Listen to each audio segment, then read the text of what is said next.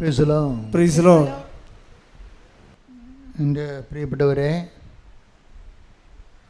നമ്മൾ പലപ്പോഴും ഉടമ്പടിയിൽ പ്രയോഗിക്കുന്നത്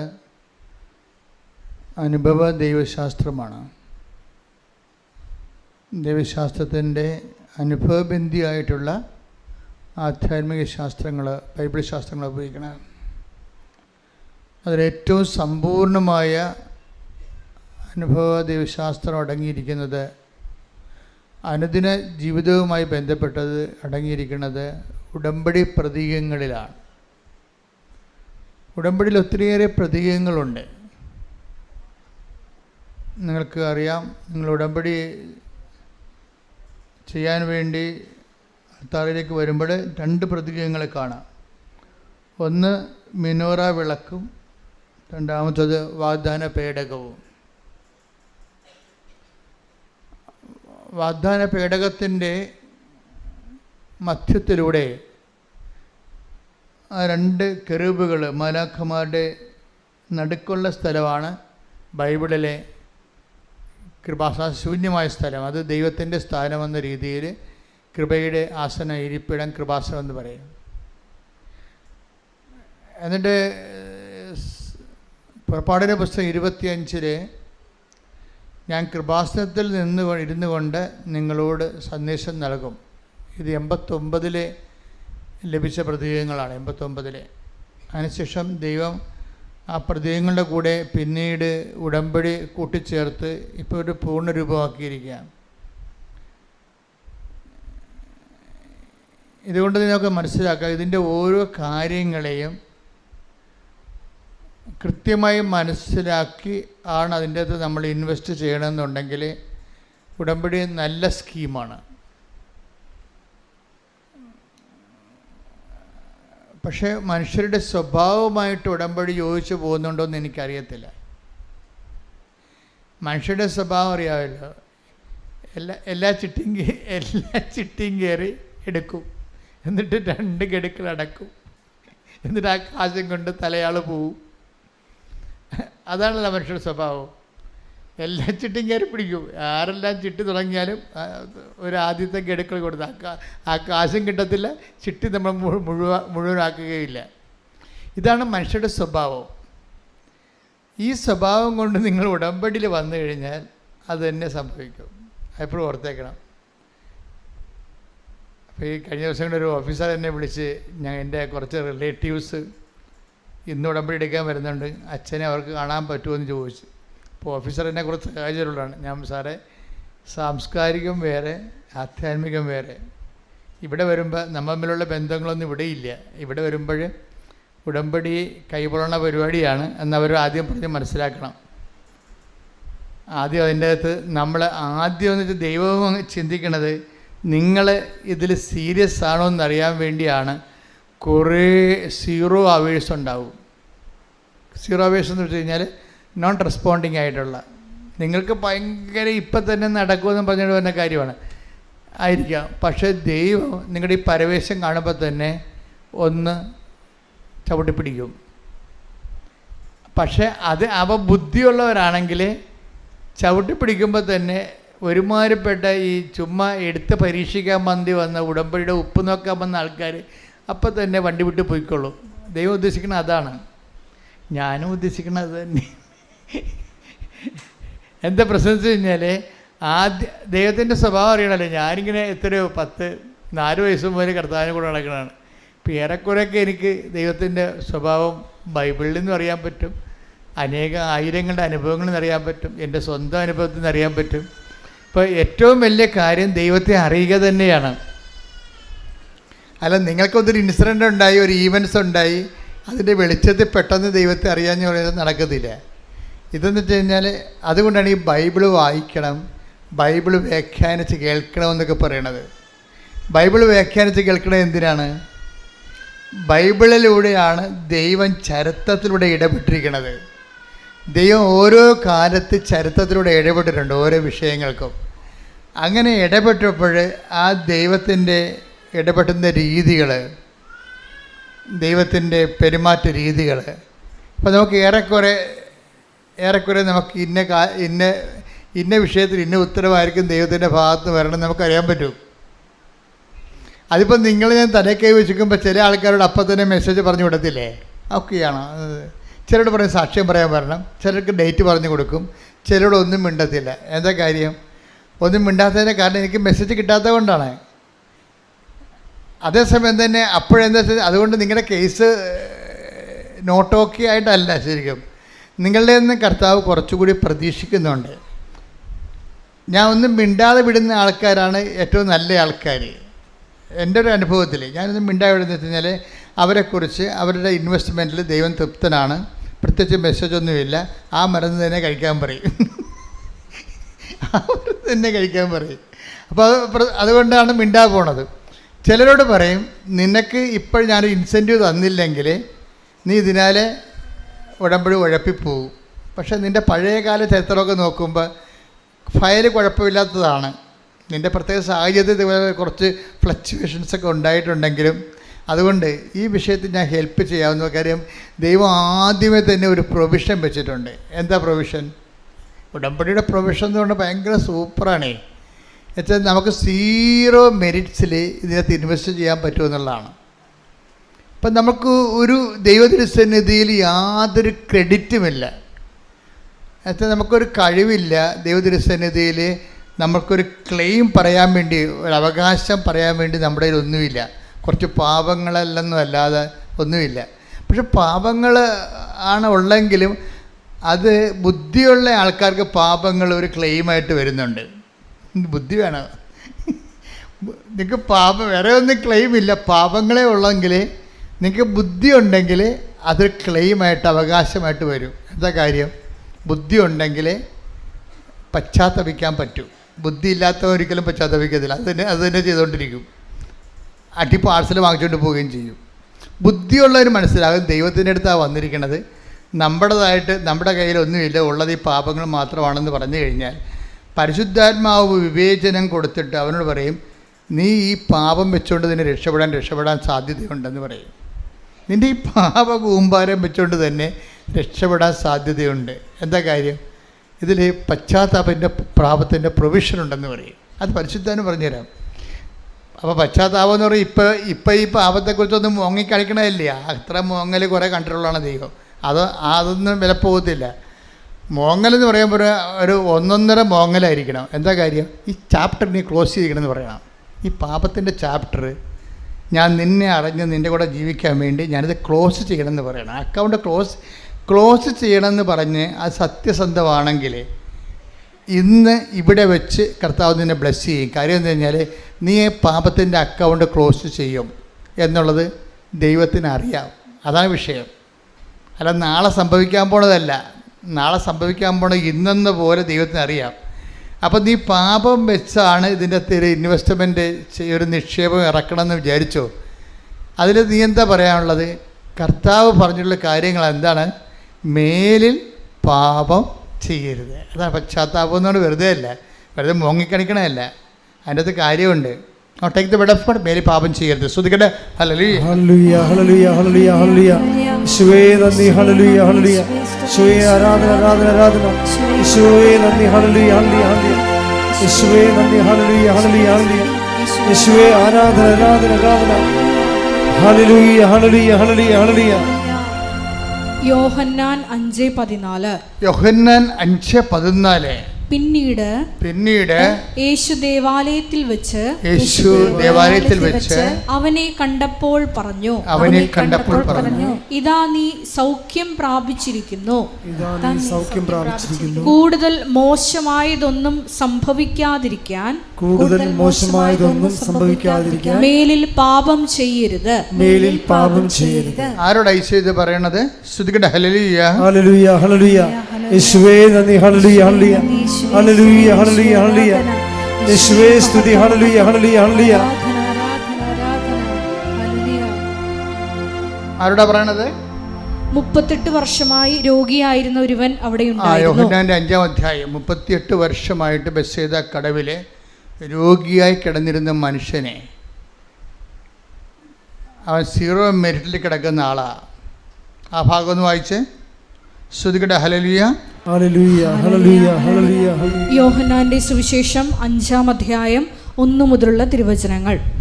ഇതിനുശേഷം യഹൂദരുടെ ഒരു തിരുനാളിന് യേശു ജെറുസലേമിലേക്ക് പോയി. ജെറുസലേമിൽ അജകവാടത്തിനടുത്ത് ഹെബ്രായ ഭാഷയിൽ ബെത്സദ എന്ന് വിളിക്കുന്ന ഒരു കുളമുണ്ടായിരുന്നു. അതിന് 5 മണ്ഡപങ്ങളും. അവിടെ കുരുടരും മുടന്തരും തളർവാദക്കാരുമായ അനേകം രോഗികൾ കിടന്നിരുന്നു. 38 വർഷമായി രോഗിയായിരുന്ന ഒരുവൻ അവിടെ ഉണ്ടായിരുന്നു. അവൻ അവിടെ കിടക്കുന്നത് യേശു കണ്ടു. അവൻ വളരെ നാളായി കിടപ്പിലാണെന്ന് അറിഞ്ഞ് യേശു ചോദിച്ചു, സുഖം പ്രാപിക്കാൻ നിനക്ക് ആഗ്രഹമുണ്ടോ? അവൻ പറഞ്ഞു, കർത്താവേ, വെള്ളമിളകുമ്പോൾ എന്നെ കുളത്തിലേക്കിറക്കാൻ ആരുമില്ല. ഞാൻ എത്തുമ്പോഴേക്കും മറ്റൊരുവൻ വെള്ളത്തിൽ ഇറങ്ങിക്കഴിഞ്ഞിരിക്കും. യേശു അവനോട് പറഞ്ഞു, എഴുന്നേറ്റ് കിടക്കയെടുത്ത് നടക്കുക. അവൻ തൽക്ഷണം സുഖം പ്രാപിച്ച് കിടക്കയെടുത്ത് നടന്നു. അന്ന് സാബത്തായിരുന്നു. അതായത് വളരെയേറെ ചിന്തനീയമായ, ഇപ്പം നമുക്കിപ്പോൾ ഈശോ, ഞാനിത് പഠിച്ചു വന്നതല്ല, നോക്കി വന്നതല്ല, എപ്പോഴും ശുശ്രൂഷയുടെ സമയത്ത് ഈശോ നമുക്ക് വെളിപ്പെടുത്തി തന്ന ഒരു വചനഭാഗമാണ്. ഈ വചനഭാഗത്തു നിന്ന് ആദ്യം കിട്ടിയത് എന്താണ്? ഈ മനുഷ്യനോടാണ് പറയണത്, take the bed of God, നീ സൗഖ്യം പ്രാപിച്ചിരിക്കുന്നു. ഈ തളർവാദ രോഗി സുഖപ്പെട്ടു. പക്ഷെ സുഖപ്പെട്ട ആളോട് എന്താ പറഞ്ഞിരിക്കണത്? മേലിൽ പാപം ചെയ്യരുത്. അപ്പം അതിൽ നമുക്ക് എന്ത് മനസ്സിലാകും? 38 വർഷമായിട്ട് ഇവൻ തളർന്നു കിടന്നതിൻ്റെ കാരണം പാപമായിരുന്നു എന്നുള്ളതല്ലേ എൻ്റെ സൂചന? അതല്ലേ പിടിയില്ലേ? ഈ വാദം പിടിച്ച് കിടക്കാനുള്ള പ്രധാനപ്പെട്ട കാര്യം, ഗതി പിടിക്കാതെ ഇങ്ങനെ കിടന്നതിൻ്റെ കാരണം എന്താണ്? ദൈവത്തിന് ഇടപെടാൻ പറ്റാത്തൊരു സാഹചര്യമാണ്. പക്ഷേ ദൈവത്തിന് ഇടപെടാൻ പറ്റാത്തൊരു സാഹചര്യമാണ്, പാപാവസ്ഥയാണ് ഈ ജീവിതത്തിലുള്ളത്. ചിലപ്പോൾ നിലപാടാകാം, ചിലപ്പോൾ അയാളുടെ തൻപോരിമ മനോഭാവമാകാം. ആരും എനിക്ക് ആവശ്യമില്ല, എനിക്ക് പണമുണ്ട്, എനിക്ക് ആരോഗ്യമുണ്ട്, എനിക്ക് പാർട്ടിയുണ്ട്, എനിക്ക് ആസ്തിയുണ്ട് എന്നൊക്കെ പറഞ്ഞുകൊണ്ട് ബലം പിടിക്കുന്ന ആൾക്കാരില്ലേ, മസിൽ പിടിക്കണ. അങ്ങനെ ഒരു മസിൽ പിടിക്കുന്ന ആളായിരിക്കും ചിലപ്പോൾ ഇയാൾ. ദൈവത്തിന് ആവശ്യമില്ല എന്ന്. അപ്പം അതുകൊണ്ട് എനിക്ക് പള്ളി പോകേണ്ട ആവശ്യമില്ല എന്നൊക്കെ ചില ആൾക്കാർ പറയത്തില്ല. അതുപോലെ എന്തോ ഒരു കക്ഷിയാണ് ഇയാൾ. അപ്പം അതുകൊണ്ട് എന്നാ പറ്റിയെന്ന് വെച്ച് കഴിഞ്ഞാൽ, ഇയാൾ വന്നപ്പോൾ ഇയാളുടെ കുറേ പാപങ്ങളും കുറേ തളർച്ചയുമൊക്കെ ആയിട്ട് അങ്ങനെ കിടപ്പാണ്. പക്ഷേ ഇയാൾക്കൊരു കാര്യമുണ്ട്, ഇയാൾ ഈ ഹുങ്കെല്ലാം മാറി പുള്ളി പുള്ളി പണ്ട് ചിന്തിച്ചുകൊണ്ടിരുന്നത് എനിക്ക് ഭാര്യയുണ്ട്, മക്കളുണ്ടെന്നൊക്കെയാണ് ചിന്തിച്ചത്. നാട്ടുകാരുണ്ട്, പാർട്ടിക്കാരുണ്ടെന്നൊക്കെ പറഞ്ഞ ആളാണ് ഇയാൾ. പണ്ടിങ്ങനെ അല്ലായിരുന്നു, ഇപ്പോഴാണ് ഇയാളിങ്ങനെ ഇരുപത് പരുവപ്പെട്ടത്. ഇയാൾ പണ്ടിങ്ങനെയല്ല, ഇയാൾക്ക് പലരും ഉണ്ട്. ഇയാളുണ്ട്, മക്കളുണ്ട്, ഭാര്യയുണ്ട്, വസ്തുവുണ്ട്, സ്വർണ്ണമുണ്ട്, ആസ്തിയുണ്ട്, അതുപോലെ പാർട്ടിയുണ്ട്, പിന്നെ പോലീസിലൊക്കെ നിലപാടുണ്ട്, പിടിപാടുണ്ട്, ഗവൺമെൻറ്റിൽ പിടിപാടുണ്ടോന്ന് അങ്ങനെയൊക്കെ പറഞ്ഞൊരു മനുഷ്യനാണ് ഇയാൾ. പക്ഷേ ഇയാൾക്ക് ഇപ്പോഴെന്താ പറ്റിയിരിക്കണത്? ഇപ്പം കരിയുമ്പോൾ വരകാൻ ചില പറയാം, എന്താണോ കരിയുമ്പോൾ വരകാൻ? പഴഞ്ചൊല്ലൊക്കെ മറന്നുപോയാ ആൾക്കാരൊക്കെ പറയും, നാട്ടുകാരെ, അതെ, കരിയുമ്പോൾ വരകാൻ കയ്യിൽ മാത്രമേ ഉണ്ടാകും. നീ കേട്ടിട്ടില്ലല്ലേ? കയ്യിൽ കണ്ടിട്ടുണ്ടോ? ഭാഗ്യം. അപ്പോൾ എന്താ പ്രശ്നം? ഞാൻ കരിയുമ്പോൾ വരകാൻ ശരിക്കും ഞാൻ കയ്യിലും കാണത്തില്ല. ചിലപ്പോൾ കയ്യിലും കരിഞ്ഞു പോകും. കർത്താവ് മാത്രമേ ഉണ്ടാകത്തുള്ളൂ. ഇതാദ്യമേ അംഗീകരിച്ച പ്രശ്നമില്ല അയാൾ. പക്ഷേ ഇയാൾ ഇപ്പോഴാണ് അംഗീകരിക്കുന്നത് നിലപാടിൻ്റെ കണ്ട. അപ്പോൾ എന്താ പറയുന്നത്? വെള്ളം ഇളകുമ്പോൾ, അതായത് ബെത്സൈദ കുളമാണ്. എല്ലാ കാലങ്ങളിലും ഈ കുളത്തിൽ റാഫേൽ മാലാഖ ഇറങ്ങി വെള്ളം കിളക്കണ ഒരു ദിവസമുണ്ട്. അന്ന് ആദ്യം ചാടി വീഴുന്നവനും അല്ലെങ്കിൽ പിടിച്ചുകൊണ്ടുവന്ന് ആരെങ്കിലും ആദ്യം ആ വെള്ളത്തിൽ ഇറക്കുമ്പോൾ അവർ സുഖപ്പെടും. അപ്പം അതാണ് അനുഭവം ജനങ്ങളിൽ. അതുകൊണ്ട് ഈ കുളക്കരെ വന്ന് കിടക്കുകയാണ്. എപ്പോഴെങ്കിലും ആയിട്ട് ദൈവത്തിൻ്റെ ദൂതം വന്ന് വെള്ളം ഇളക്കുമ്പോൾ, പക്ഷേ വെള്ളം ഇളക്കുമ്പോൾ ഇയാളെ പിടിച്ച് തറവാദമല്ലേ, വേറെ വല്ല മുടന്തും കണ്ണ് കാണാൻ പറ്റാത്ത അവസ്ഥയല്ല, ചെവി കേൾക്കാൻ പറ്റാത്ത അവസ്ഥയുമല്ല, ഇയാൾക്ക് തറവാദമാണ്. അപ്പോൾ തറവാദം പിടിച്ച ആൾക്കാർ വെള്ളം ഇളകിയാലും ആ വെള്ളത്തിലേക്ക് ഇറക്കണം. നമ്മുടെ രീതിയിലുള്ള കുളമല്ലത്. കാര്യം ഞാൻ ഈ ബെത്സൈദ കുളത്തിൽ പോയതാണ്, കണ്ടതാണ്. ഇപ്പോൾ എന്ത് സംഭവിച്ചു കഴിഞ്ഞാൽ അത് ഈ കൃപാസനത്തിൻ്റെ ഇത്രയും തന്നെ വീതി നീളമുണ്ട്. നിങ്ങൾ ഇത്രയും ഇരിക്കുന്ന വീതി നീളമുണ്ട്, ചതുരമുണ്ട്. ഒരു 8 അടിയോളം ചെങ്കല്ല് അറുത്ത് വെച്ചിരിക്കുന്നതാണ്. ഇപ്പോൾ അവിടെ വെള്ളമില്ല. അത് ജെറുസലേമൊക്കെ ആയിട്ടും ജോർദാൻ നദിയൊക്കെ ആയിട്ടും അടിയിൽ ടണലിലൂടെ പണ്ട് ബന്ധം ഉണ്ടായിരുന്ന ഒരു ഇതാണ്. ഇപ്പോൾ അവിടെ ഒന്നുമില്ല, ഇപ്പോൾ ഉണങ്ങിക്കിടക്കുകയാണ്. പക്ഷേ ഈ കുളത്തിലേക്കാണ് ഈ മനുഷ്യനെ ഇറക്കണമെന്ന് വെച്ച് കഴിഞ്ഞാൽ സമ്പടി ആരെങ്കിലും ഒരാൾ വേണം. നമുക്കാണെങ്കിൽ നമ്മുടെ കുളങ്ങളൊക്കെ ഇങ്ങനെയല്ലേ കിടക്കുക, ചരിഞ്ഞ് കിടക്കാൻ തീട്ടി വരാം. തീട്ടികളൊന്നും പറ്റത്തില്ല ഇവിടെ. ആരെങ്കിലും ഹെൽപ്പ് ചെയ്യണം, അല്ലെങ്കിൽ മുഞ്ഞും കുത്തി താഴെ വീഴും. ആ രീതിയിലാണ് വരണ കിടക്കുന്നത്. അപ്പം ഇങ്ങനെ ഒരു അവസ്ഥയിൽ ഇയാളെ പണ്ട് ആരോ ഉണ്ടായിരുന്നു, ഇപ്പോഴ് ഈ വെള്ളം ഇളകും, ഇളകും, ഇപ്പോഴ് കുളത്തിൽ ഇറക്കാൻ പറ്റും, സുഖപ്പെടും. അങ്ങനെ പല പ്രാവശ്യം ട്രൈ കഴിഞ്ഞതാണ്. അവസാനം അവരും അടുത്തിട്ടിട്ടും പോയി. വൈഫ് പോയി. ബൈബിളിൽ ആദ്യം ഡൈവേഴ്സായ ഒരു മനുഷ്യനെ പ്രയാസങ്ങൾ വന്ന ഭർത്താവ് ഇട്ടും പോയ ആദ്യത്തെ ആളാണിത്. ഞാൻ ഈ ഭർത്താവ് പ്രയാസങ്ങൾ വരുമ്പോൾ ഭർത്താവ് ഇട്ടും പോണ ഒത്തിരി സ്ത്രീകളെ കണ്ടിട്ടുണ്ട്. ഇവിടെ വരും, ഇടയ്ക്ക് ആൾക്കാർ വരും. ഇപ്പം ഞാനിങ്ങനെ കുത്തി ചോദിക്കും, നിങ്ങളാണോ പോയത്, അയാളാണോ പോയതെന്നൊക്കെ ചോദിക്കും. എനിക്ക് തലയൊക്കെ വയ്ക്കുമ്പോൾ സംശയം തോന്നും. ഇവർ ഭയങ്കര മോങ്ങി വല്ലാത്ത സെൻറ്റിമെൻ്റ് അടിച്ചായിരിക്കും എന്നോട് പറയണത്. പക്ഷേ തലയൊക്കെ വയ്ക്കുമ്പോൾ എനിക്ക് കള്ളനും വെള്ളിയും പിടി കിട്ടും. ഇവരാണ് ഇൻഡാസെന്ന് എനിക്കറിയാൻ പറ്റും. അപ്പം ഞാൻ ചോദിക്കും, നിങ്ങളല്ലേ ആദ്യം പോയത്, എന്നിട്ട് ഇപ്പം എന്തിനാണ് ഒരുമിക്കണമെന്ന് പറഞ്ഞ് മോങ്ങണത്?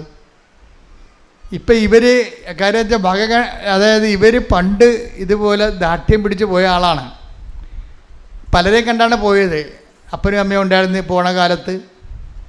അപ്പോൾ നീ ഇങ്ങോട്ട് പോയി, അമ്മ ഉണ്ടല്ലോ, അമ്മയെ സംബന്ധിച്ചിടത്തോളം മരുമകളുടെ ശല്യത്തിൽ നിന്ന് ഒഴിവാക്കാൻ വേണ്ടി നിങ്ങളെ കൊണ്ടൊന്ന് അടവെക്കും. മരുമകൾ വലിയ വീട്ടിൽ ജിന്നാണെങ്കിൽ അവരെ ഒന്ന് ഒതുക്കി നിർത്താൻ വേണ്ടി മകളെ പിടിച്ച് ഡൈവേഴ്സാക്കി വീട്ടിൽ നിർത്തും അമ്മമാർ. ചില അമ്മമാരുണ്ട്. അപ്പോൾ അതുകൊണ്ട് അത് അവരുടെ വർത്തമാനം കേട്ടിടയ്ക്ക് ഇവർ ചാടി ഭർത്താവിനും തേച്ചിട്ടും പോരണത്. പോന്നു കഴിയുമ്പോൾ കുറച്ച് കഴിയുമ്പോൾ ഇതൊക്കെ ചത്തുപോകില്ല. ദൈവം ഏറ്റവും ഈ ലോകത്ത് വെച്ചിരിക്കുന്ന ഏറ്റവും സുന്ദരമായ സാധനം മരണമാണ്. ഞാൻ വളരെ മരണത്തെക്കുറിച്ച് ചിന്തിച്ച് ആസ്വദിക്കുന്ന ഒരാളാണ് ഞാൻ. എന്നുവെച്ചാൽ ഈ ഭൂമിയിലുള്ള എല്ലാവിധ വിഷയങ്ങൾക്കും പരിഹാരം എന്ന് പറയണത്, അന്തിമ പരിഹാരം എന്താണ്? മരണമാണ്. മരണം ഒരു ക്രിസ്ത്യൻ, ഒരു കർത്താവിൽ, ഈശോയിൽ, ക്രിസ്ത്യൻ എന്നല്ല മതപരമായിട്ട് പറയുകയല്ല, ഈശോയിൽ വിശ്വസിക്കുന്ന എന്തുമാത്രം അക്രൈസ്തവരുണ്ട്. അപ്പോൾ ഒരു ഈശോയിൽ വിശ്വസിക്കുന്ന ഒരു മനുഷ്യനെ സംബന്ധിച്ചിടത്തോളം മരണം എല്ലാത്തിൻ്റെ ഒരു തുടക്കമാണ്, എല്ലാത്തിൻ്റെ ഒരു പരിഹാരമാണ്, എല്ലാത്തിൻ്റെ ഒരു റിട്ടാലിയേഷനാണ്. നമുക്ക് നഷ്ടപ്പെട്ടതെല്ലാം തിരികെ ലഭിക്കണതും. നമ്മൾ ഈ ഒരാളെ വെച്ചാണ് ജീവിച്ചിരിക്കുന്നത്, ഒരാളിൻ്റെ വാക്കും പ്രതിയാണ് ജീവിച്ചിരിക്കുന്നത്. ഈ ഒരാളുടെ വാക്കും പ്രതിയാണ് ക്ഷമിച്ചു കൊടുത്തിരിക്കുന്നത്. ഇയാളിൻ്റെ വാക്കിനെ ഓർത്തിട്ടാണ് നമ്മൾ കോംപ്രമൈസ് ചെയ്തിരിക്കുന്നത്, എല്ലാം യേശുക്രിസ്തുവിൻ്റെ നാമത്തിൽ. അപ്പോൾ അതുകൊണ്ടാണ് ബൈബിൾ പറയണത്, ഇതാ ഞാൻ വരുന്നു, എൻ്റെ സമ്മാനവും കൊണ്ട് വരുന്നു എന്ന്. Take the word of God. വെളിപ്പാടിന്റെ പുസ്തകം 22:12. ഇതാ ഞാൻ വേഗം വരുന്നു. എന്നിട്ട് പറഞ്ഞ ഇതാ ഞാൻ വേഗം വരുന്നു. എൻ്റെ സമ്മാനവും ഞാൻ കൊണ്ടുവരുന്നുണ്ട്. ഓരോരുത്തർക്കും സ്വന്തം പ്രവൃത്തികൾക്കനുസൃതം പ്രതിഫലം നൽകാനാണ് ഞാൻ വരുന്നത്. അപ്പോൾ ഇതിൻ്റെ വിഷയം എന്ന് പറയുന്നത്, നമ്മൾ ഈ ലോകത്ത് ജീവിക്കുമ്പോൾ പലപ്പോഴും പല കാര്യങ്ങൾക്കും നമ്മൾ പ്രക്ഷുബ്ധരാണ്. എന്താണ്? നമ്മളോട് അനീതി കാണിച്ചു, അല്ലേ? അങ്ങനെ പറയുന്നവരുണ്ട്. എന്നോട് അനീതി കാണിച്ചു എന്ന് പറയുന്നവർ ഒത്തിരി പേരുണ്ട്. ചിലക്ക് എന്നോട് പറയേണ്ട, അച്ഛാ ഞാൻ പള്ളിക്കകത്തില്ല, എനിക്ക് ജോലി കിട്ടേണ്ടതായിരുന്നു, എനിക്ക് ജോലി തന്നില്ലെന്ന് പറയും, സഭയിൽ നിന്ന് ജോലി കിട്ടിയില്ലെന്ന് പറയും. അപ്പം അങ്ങനെ ഓരോരുത്തർക്കും ഓരോ തരത്തിലുള്ള കാര്യം. എല്ലാവരും ഒപ്പിച്ച് സഭയ്ക്കും ജീവിക്കാൻ പറ്റത്തില്ല. കുടുംബത്തിൽ പോലും എല്ലാ മക്കളെയും ഒപ്പിച്ച് മാതാപിതാക്കന്മാർക്ക് ജീവിക്കാൻ പറ്റണില്ലല്ലോ. പായ്ക്കണ്ട ഇല്ല. എല്ലാ മക്കളെയും ഒപ്പിച്ച് കുടുംബത്തിലുള്ള അപ്പനും അമ്മക്കും ജീവിക്കാൻ പറ്റുന്നുണ്ടോ? ഇല്ല. ക്ലിയർ അല്ലേ? അപ്പോൾ എപ്പോഴായാലും എവിടെ നിന്നായാലും നമുക്ക് ഇങ്ങോട്ട് കിട്ടാനുള്ള കുറേ കേസുകളുണ്ടാവും. പക്ഷേ ഇങ്ങോട്ട് കിട്ടാനുള്ള കേസിലാണ് ഈ വിഷയം സെറ്റ് ചെയ്യണത്. ഇതെന്താ കാര്യം? ഇവർക്കാണ് നമ്മൾ ദൈവം റിട്ടാലിയേറ്റ്, ദൈവത്തിൻ്റെ നീതി, ദൈവം നീതിമാനാണെന്ന് പറയുന്നത് എന്താ കാര്യം? അതായത് ബൈബിള് മനുഷ്യന്മാരെ എല്ലാം പഠിച്ചിട്ട്, അവൻ്റെ ഇഹവും പരവും പഠിച്ചിട്ട്, അവൻ്റെ ഭൂതവും വർത്തമാനവും ഭാവിയും പഠിച്ചിട്ട്, അവൻ്റെ പ്രകൃതി പഠിച്ചിട്ട്, അവൻ്റെ മനസ്സിൻ്റെ ഘടനയും പെരുമാറ്റശീലങ്ങളും അതിൻ്റെ കാലാവസ്ഥ ഭേദങ്ങളും എല്ലാം പഠിച്ചിട്ടാണ് ബൈബിള് വിവേചനം നൽകിയിട്ട് നിർദ്ധാരണം നൽകുന്നത്. ചില കാര്യങ്ങൾക്ക് ഇവിടെ വെച്ച് സെറ്റിൽമെൻ്റ് ഇല്ലെന്നാണ്. കറക്റ്റല്ലേ? ചില കാര്യങ്ങൾക്ക് സെറ്റിൽമെൻ്റ് ഇല്ല. അതുകൊണ്ട് നിങ്ങൾ അങ്ങോട്ടും ഇങ്ങോട്ടും ഓവറായിട്ട് വഴക്കിട്ടിട്ട് കാര്യമില്ല. വഴക്കിട്ട് സ്നേഹം പിടിച്ചു പറ്റാൻ പറ്റുമോ? ഒരിക്കലും പറ്റത്തില്ല. നിങ്ങൾ ഓരോരോ കാര്യം നിങ്ങളിപ്പോൾ ഭർത്താവിനോട് പറയും, അല്ലെങ്കിൽ ഭാര്യയോട് പറയും, ഏട്ടോ മനുഷ്യ നിങ്ങൾ പഴയതൊക്കെ മറന്നു പോയല്ലേ, നിങ്ങൾ ഇന്ന അവസ്ഥ കിടന്നപ്പോൾ ഞാനേ ഉണ്ടായിരുന്നുള്ളൂ, ഈ നാട്ടുകാർ പറയുന്ന ആൾക്കാർ കേമന്മാരും ഇല്ലായിരുന്നു, അതൊക്കെ പറയും. ഒരു കാര്യമില്ല, മിണ്ടാതിരിക്കണം നല്ലത്. ഇത് കണ്ടുപിടിച്ചാൽ മതി. അവളുടെ അമ്മ എല്ലാം ഹൃദയത്തിൽ സംഗ്രഹിച്ചു. എന്താണ്? സമ്മാനത്തെക്കുറിച്ച് ബോധമുണ്ട്. ശ്രദ്ധിക്കടാ. ഹല്ലേലൂയ, ഹല്ലേലൂയ, ഹല്ലേലൂയ, ഹല്ലേലൂയ, ഹല്ലേലൂയ. യേശുവേ നന്ദി. ഹല്ലേലൂയ, ഹല്ലേലൂയ, ഹല്ലേലൂയ. യേശുവേ ആരാധന, ആരാധന, ആരാധന. യേശുവേ നന്ദി. മഹത്വം, മഹത്വം, മഹത്വം.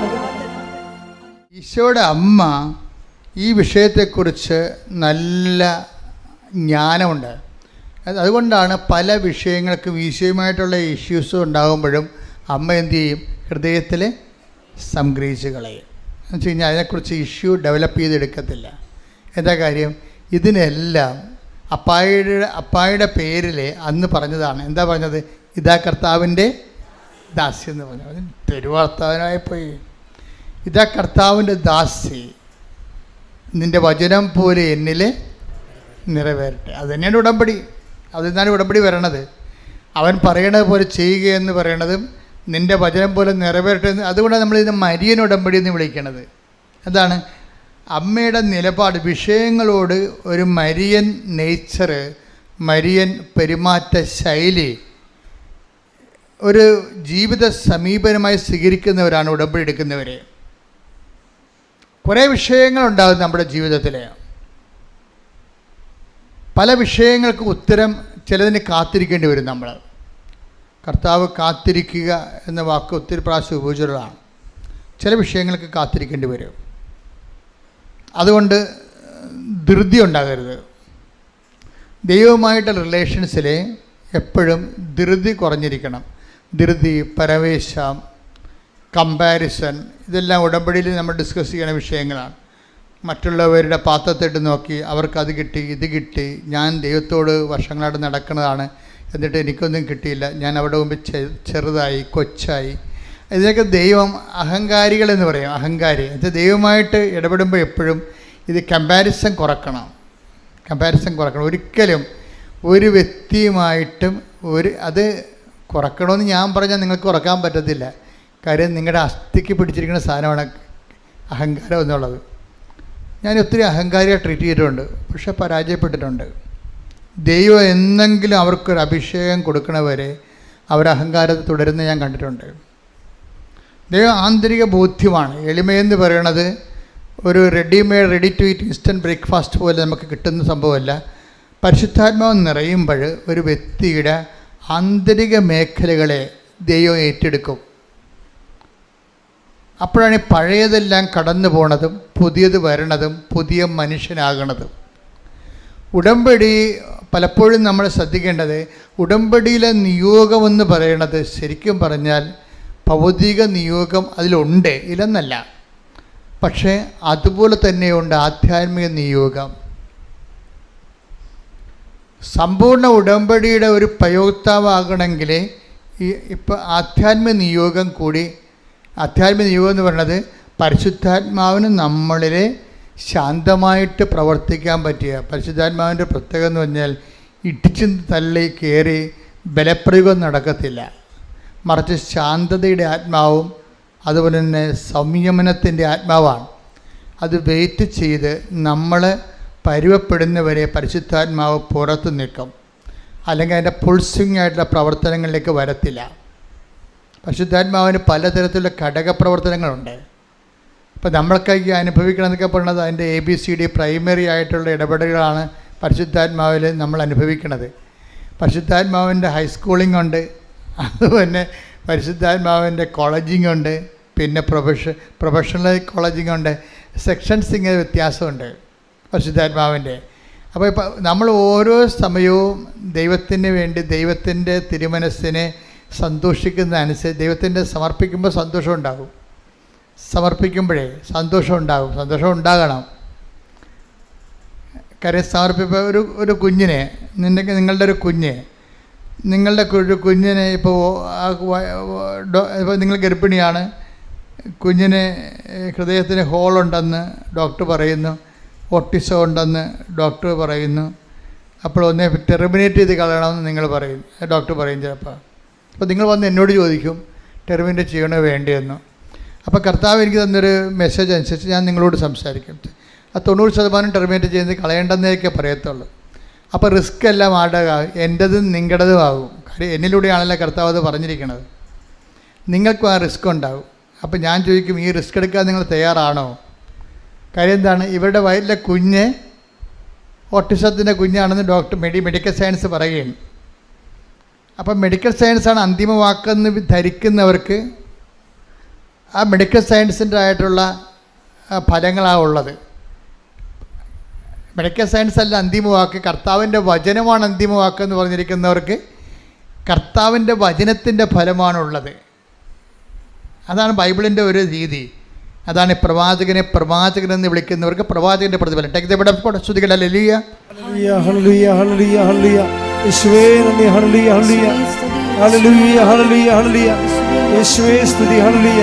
അതായത് സുവിശേഷം 10-ാം അധ്യായം 41-ാം വാക്യം. പ്രവാചകനെ പ്രവാചകനായി സ്വീകരിക്കുന്നവന് പ്രവാചകനായി സ്വീകരിക്കുന്നവന് പ്രവാചകന്റെ പ്രതിഫലവും നീതിമാനായി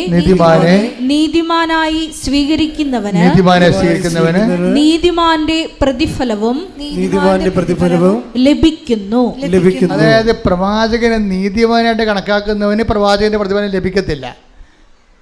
അതാണ് വിഷയം. നിങ്ങൾ എങ്ങനെയാണ് ഈ വിഷയത്തെ സമീപിക്കുന്നത്? നിങ്ങൾ ദൈവവചനത്തിനാണ് മോർ ഇമ്പോർട്ടൻസ് കൊടുക്കുക. അപ്പം ഞാൻ ഇവരുടെ ഹിസ്റ്ററി തിരക്കും. അപ്പം നിങ്ങളുടെ കുഞ്ഞിനെ ഇങ്ങനെ അബോർട്ട് ചെയ്ത് കളയണമെന്ന് പറഞ്ഞു കഴിഞ്ഞാൽ ഞാൻ പിന്നെ ഉടനെ ഇവിടെ ഇൻഫ്രാസ്ട്രക്ചറാണ് അന്വേഷിക്കുന്നത്. നിങ്ങൾ ദൈവവചനത്തിന് വേണ്ടി നേരത്തെ ജീവിച്ചിട്ടുണ്ടോ? ദൈവവചനത്തിൻ്റെ ഗുണങ്ങൾ നിങ്ങൾക്കറിയാവോ? ദൈവവചനത്തിനെക്കുറിച്ച് നിങ്ങൾക്ക് ആഴമായ ബോധ്യമുണ്ടോ? കർത്താവ് ഇങ്ങനൊരു വചനം പറഞ്ഞാൽ വിശ്വസിക്കാനുള്ള കഴിവുണ്ടോ? കുറേ ചോദ്യങ്ങൾ ചോദിക്കും. ചോദ്യങ്ങളെല്ലാം നോക്കുകയാണെങ്കിൽ ഞാൻ പറയും, കീപ് ദ ചൈൽഡ്, കുഞ്ഞിനെ സൂക്ഷിക്കുക. കർത്താവ് ഇതിൻ്റെ എന്തെങ്കിലും കേടുണ്ടെങ്കിൽ ഗർഭത്തിൽ വെച്ച് തന്നെ കർത്താവ് ഇതിനെ പരിഹരിച്ചിട്ട് നിനക്ക് ആരോഗ്യമുള്ള കുഞ്ഞിനെ തരും. എന്താണ്? അവൾക്ക് എൻ്റെ കഴിവുണ്ട്. കർത്താവിൻ്റെ വചനം വിശ്വസിക്കാൻ ഒരു കഴിവ് വേണം.